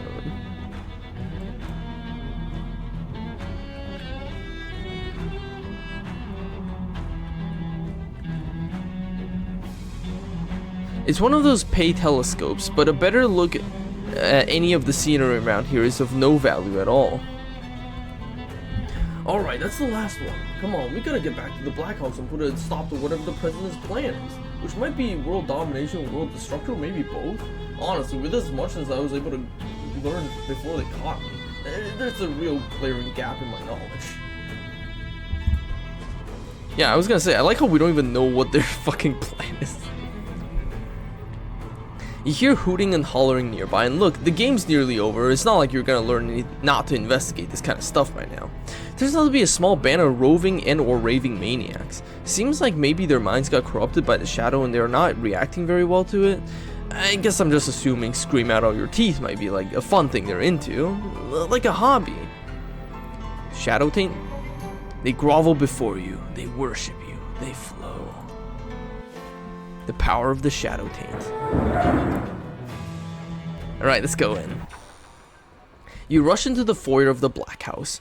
Murray leads you up a corridor and down a flight of stairs to a huge basement laboratory. The room is dominated by a massive writhing tier in space, seemingly confined to an unbritanium frame. The president is typing furiously at a computer console nearby, but she turns around momentarily when you enter. She glares at you, practically hissing. I knew I shouldn't have trusted an idiot in the well to deal with you. I noticed the shadow force has dropped back to ambient levels. I assumed this was your doing. Yeah, I busted all your weird pillars and now I'm busting you. Oh, no. I'd be real upset if you weren't too late. Oh, nuts. Yeah, nuts to you. Also, lightning just flashed outside. The portal is open, and after I make these last few calibrations, the Emperor of all Shadows will be summoned to this plane to kneel before me. I will rule this universe, not just as the President of Shadows, but the Empress. Wow, that's a much bigger goal than I was expecting. Yeah, well, go big or go home, right? Anyway, don't try to stop me. Without my attention at this console to keep the reaction steady, this thing could implode and turn the whole Tri-County, the Tri-State area into a smoking crater. Jeez, okay, well, mind if I look around? Sure, whatever, just don't pester me unless you want everyone you've ever heard of you to die.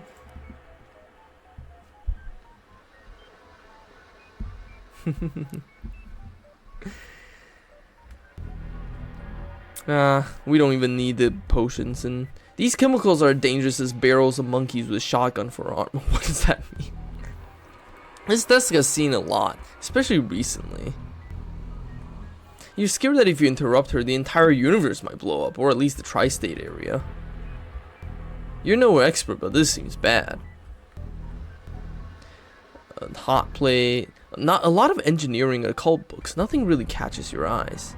This bed clearly hasn't been slept in for weeks. Murray's holding a weird something? What's that? An Umbratanium bomb. I cobbled it together from the parts I found lying around while you were distracting the president. Good job. Oh, no problem. Yeah, that was intentional. But, what's your plan exactly? From what she said, it sounded pretty bad to mess with this stuff. He's trying to summon something, right? I figured by applying enough pressure at just the right time, we can reverse the flow and make it an all-out portal instead of an in portal. Ah, I get it. So it'll suck her out into space and no more problem. Well, not exactly, or rather, yes, but that's not the end of it. We also have to take care of whatever's waiting on the other side of the portal. Oh. Oh, you're saying you have to go through it and fight it, aren't you? I don't know if it'll be a literal fight or what, but yeah, that's the long and short of it, kiddo. This is the end game. There's no coming back from this. Are you ready? Well... Actually, let me be more explicit. This is literally the end game. Once I set off this bomb and go through that portal, you can't come back, and the game ends one way or another. But nothing gets saved after you go, so you can reload back to here and keep playing afterwards. I don't really understand what you mean by that.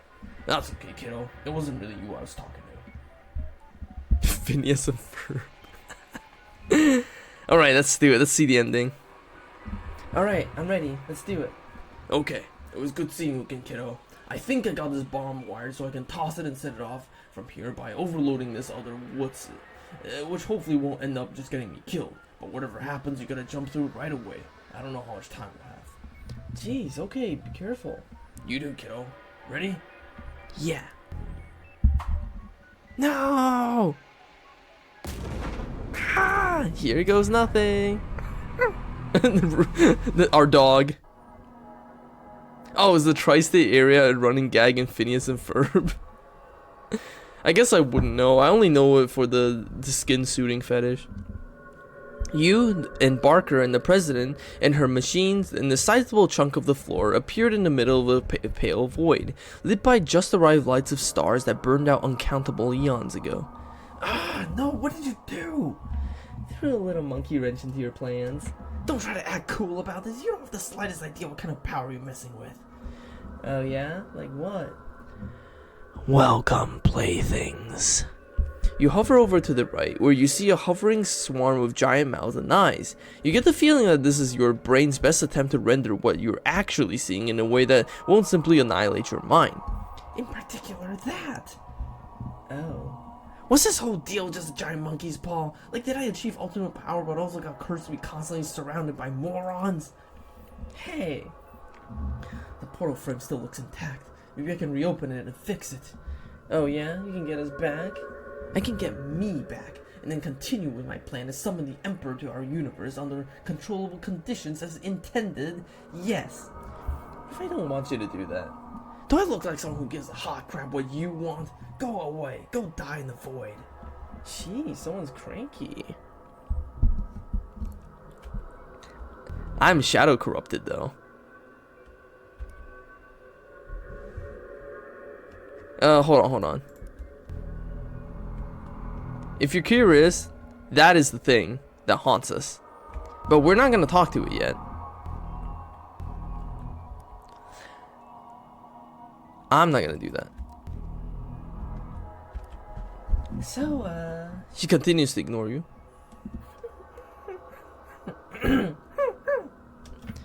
what is it, Barker? Barker trots up to the president, yapping excited. He doesn't seem angry at all. What the hell is this thing? Hey, don't call my dog a thing. He's a very good boy. That's a dog? You've got to be... Why is it wearing Daisy's collar? Beats me. He found it somewhere. I was gonna make everything really nice for dogs. What happened to that? Humans are garbage, but the dogs didn't do anything to deserve this. When did I forget? She wanders away from the terminal deep in thought. Also, if you have Barker, you can actually get her to stop. Wait, but I wanted to absorb her. Oh well. With the president's gone, the console is accessible. You quickly look over the controls and readouts. It's a complicated system, but you manage to find out two of the most straightforward buttons. The red button will open the portal and unleash the shadow. You will be my trusted lieutenant. and the green button will turn off the machine. You will be trapped here with me. I don't want either of those because I'm shadow tainted. Hello. Be not afraid. Hi. Welcome to my realm. What are you? I am what the shadow is the shadow of. Nice job, if you can get it. It's a living. I can claim my throne. Now, I take your place. Not quite. You are me. You always were. Become.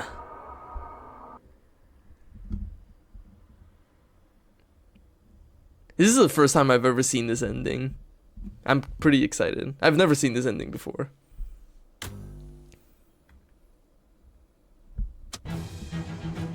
Your shadow has arrived. Glory unto me. Yes.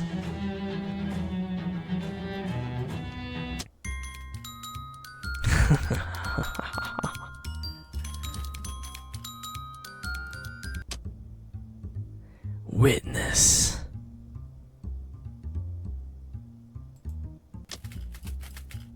Behold.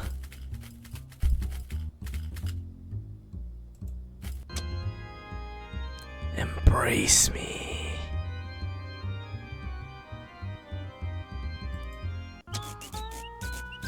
Witness. Yeah, no, the music is still playing. It's kind of funny that the music is still playing.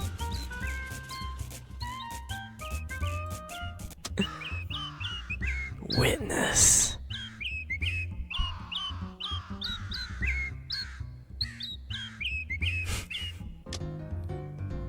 Behold.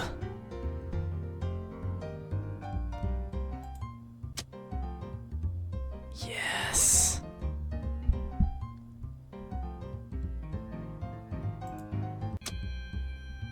Embrace me. The cheery bar music as everyone's consumed. I like how you don't, if you've never seen the ending before, you don't even have any context as for what any of these scenes are. Yeah, no, this is really long. Oh shit, I forgot about the spider pit. But yeah, again, if you've never seen the ending epilogue, you don't have any context for what any of these scenes are. So you're just seeing a bunch of people get swallowed up by shadow and you don't even know what the context is. Like, you literally don't have context for anything. Don't worry though, I will go back. I plan on going back and doing a regular ending, so you know what's going on. Like, you literally don't have any clue what is happening right now.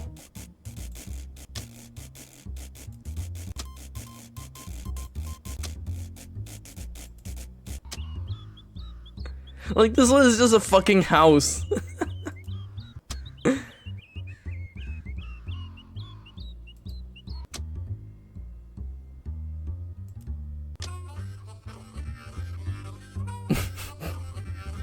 These are so funny without context. The end. In the end, we became the shadow, we claimed the universe.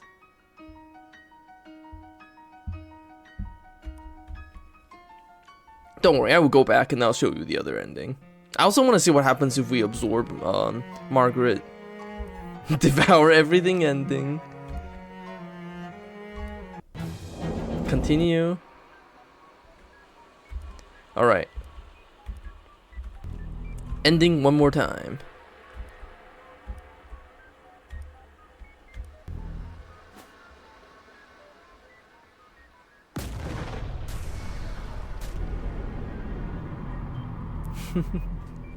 Fun fact, but if you're Shadow Tainted level 5, you're actually locked out of most of the normal endings. The only way you can get an ending is if you go through your partner instead. Barker wags his tail happily as you approach. Barker kept sniffing the air and glancing nervously at the president.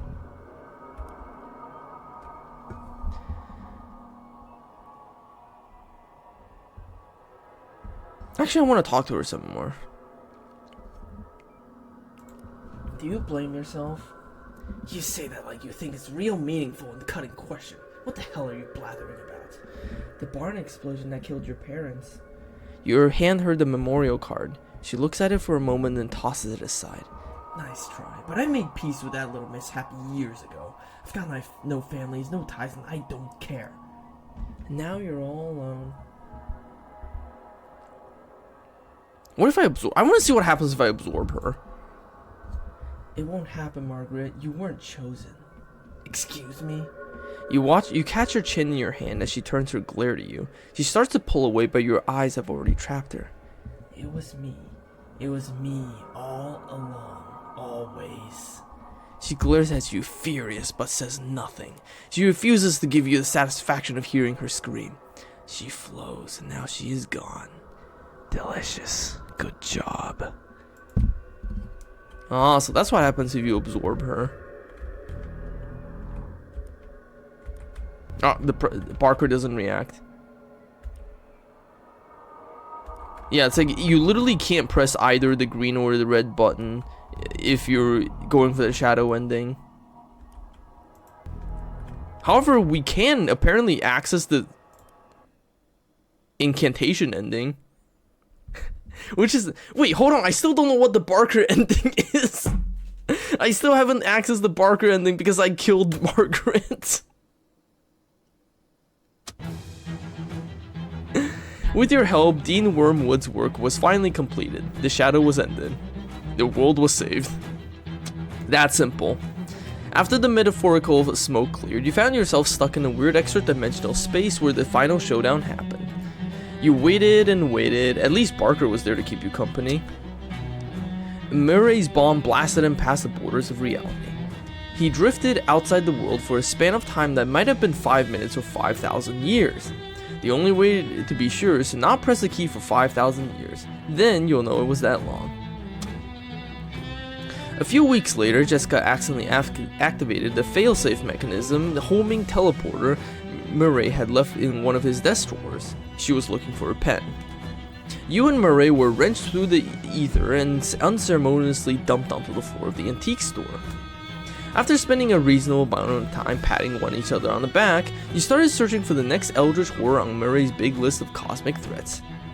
The world is always under existential threat if you know where to look, and Murray always knows where to look. Thanks to your mom connections, Murray has a lot more meat at his disposal than he's accustomed to. That should make the next old god easier to deal with.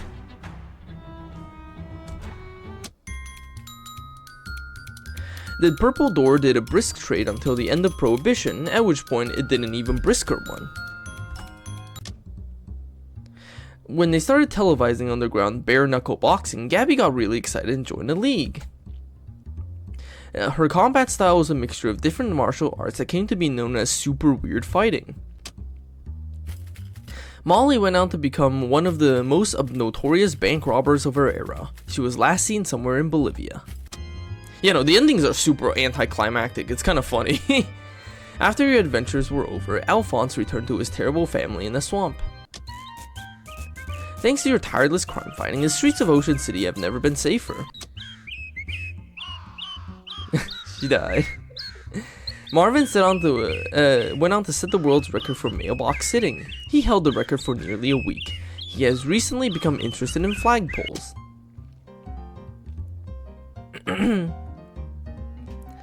Let's see. The bishop's inspection went swimmingly, and the vicar of St. Polycarp was soon promoted to vice pope. With the whole grisly murder business behind her, Miss Brewster went on to win the Boarding House of the Decade award from the International Salesman League. Crystal's store was moderately successful, but she was confident that in 40 years the business would boom. 70 years from now, the historical village of Sandwich is still a popular tourist attraction. It is particularly popular among mix-up hipsters who get it confused with Sandwich, Brooklyn. Josie Morton went on to discover a new, extremely volatile isotope of hypercrystalline thaumatomorphic diorite. With it, she eventually invented a devastating weapon that brought about the end of the Skeleton Wars. History mostly remembers her for what she said after the weapon's first successful field test. "I am become Death, destroyer of skeletons." It's an Oppenheimer. Your spider student decided to do a little field research in the Crystal Dream Valley. It went on as well as you would expect. Clems and Jarvis Schliss evaded capture by adopting the aliases Jarvis James and Clems Bartels, respectively. After Prohibition ended, they had a long and illustrious career in getting people drunk industry. In 1908, Mudhenge was acquired by Stonehenge Corporation, renamed Stonehenge Mud, and shut down. In 100 years, you were the only non-nudist to find its center. With your help, Rhonda Rasmussen became the first person in history to fly all the way around the swamp. Her fame lasted nearly a month later when Charles Lindbergh was seen buying a new set of shoelaces. Frogger Heim turned Heim Corps into an ecologically responsible workers' collective, which did quite well. He spent most of his share of profits on fast cars, sandwiches, and open-minded women. Occam's Gators became the majority shareholder in Largemouth Bass & Sons and replaced the staff with graduates willing to work for exposure to fish.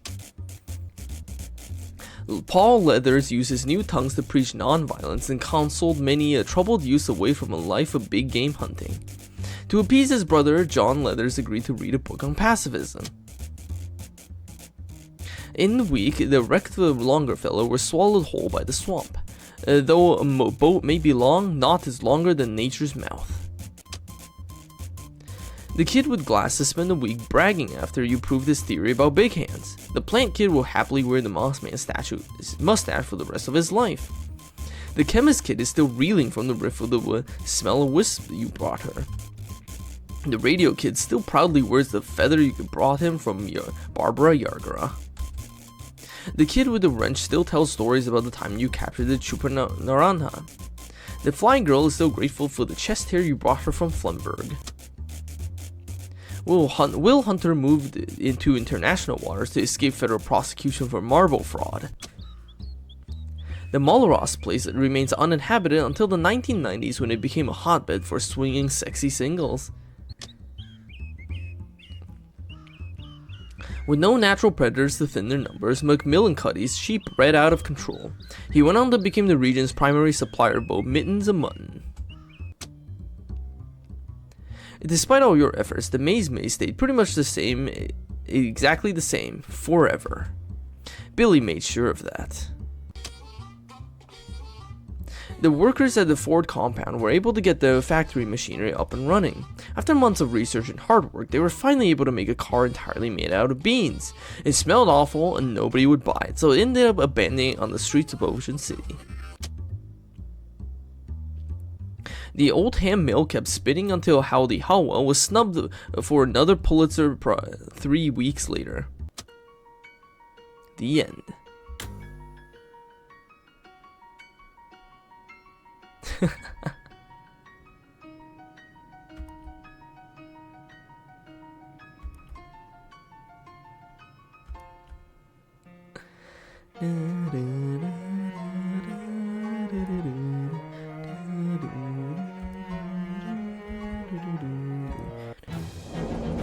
Nice.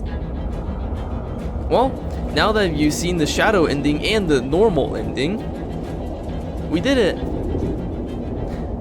Apparently though, I didn't get the achievement for the Barker Save the Universe one, because after I talked to Barker, I didn't save the universe, I destroyed it, so... Yeah, no, the Shadows ending makes a lot more sense now that you're actually seeing what the ending is supposed to look like. But I don't care about the Steam achievements, I can just get it on my own time. For now though, I'm finally done with Shadows over Loathing. Was that an adventure or what? Oh man, I'm glad I finally finished this on stream. It's nice to go over the game again. Anyways, it's like almost 1 o'clock. I need to sleep. I have a fucking business trip tomorrow. Yeah, no, that was a journey, wasn't it? Thank you all for watching, everybody. Have a good night now. Bye bye.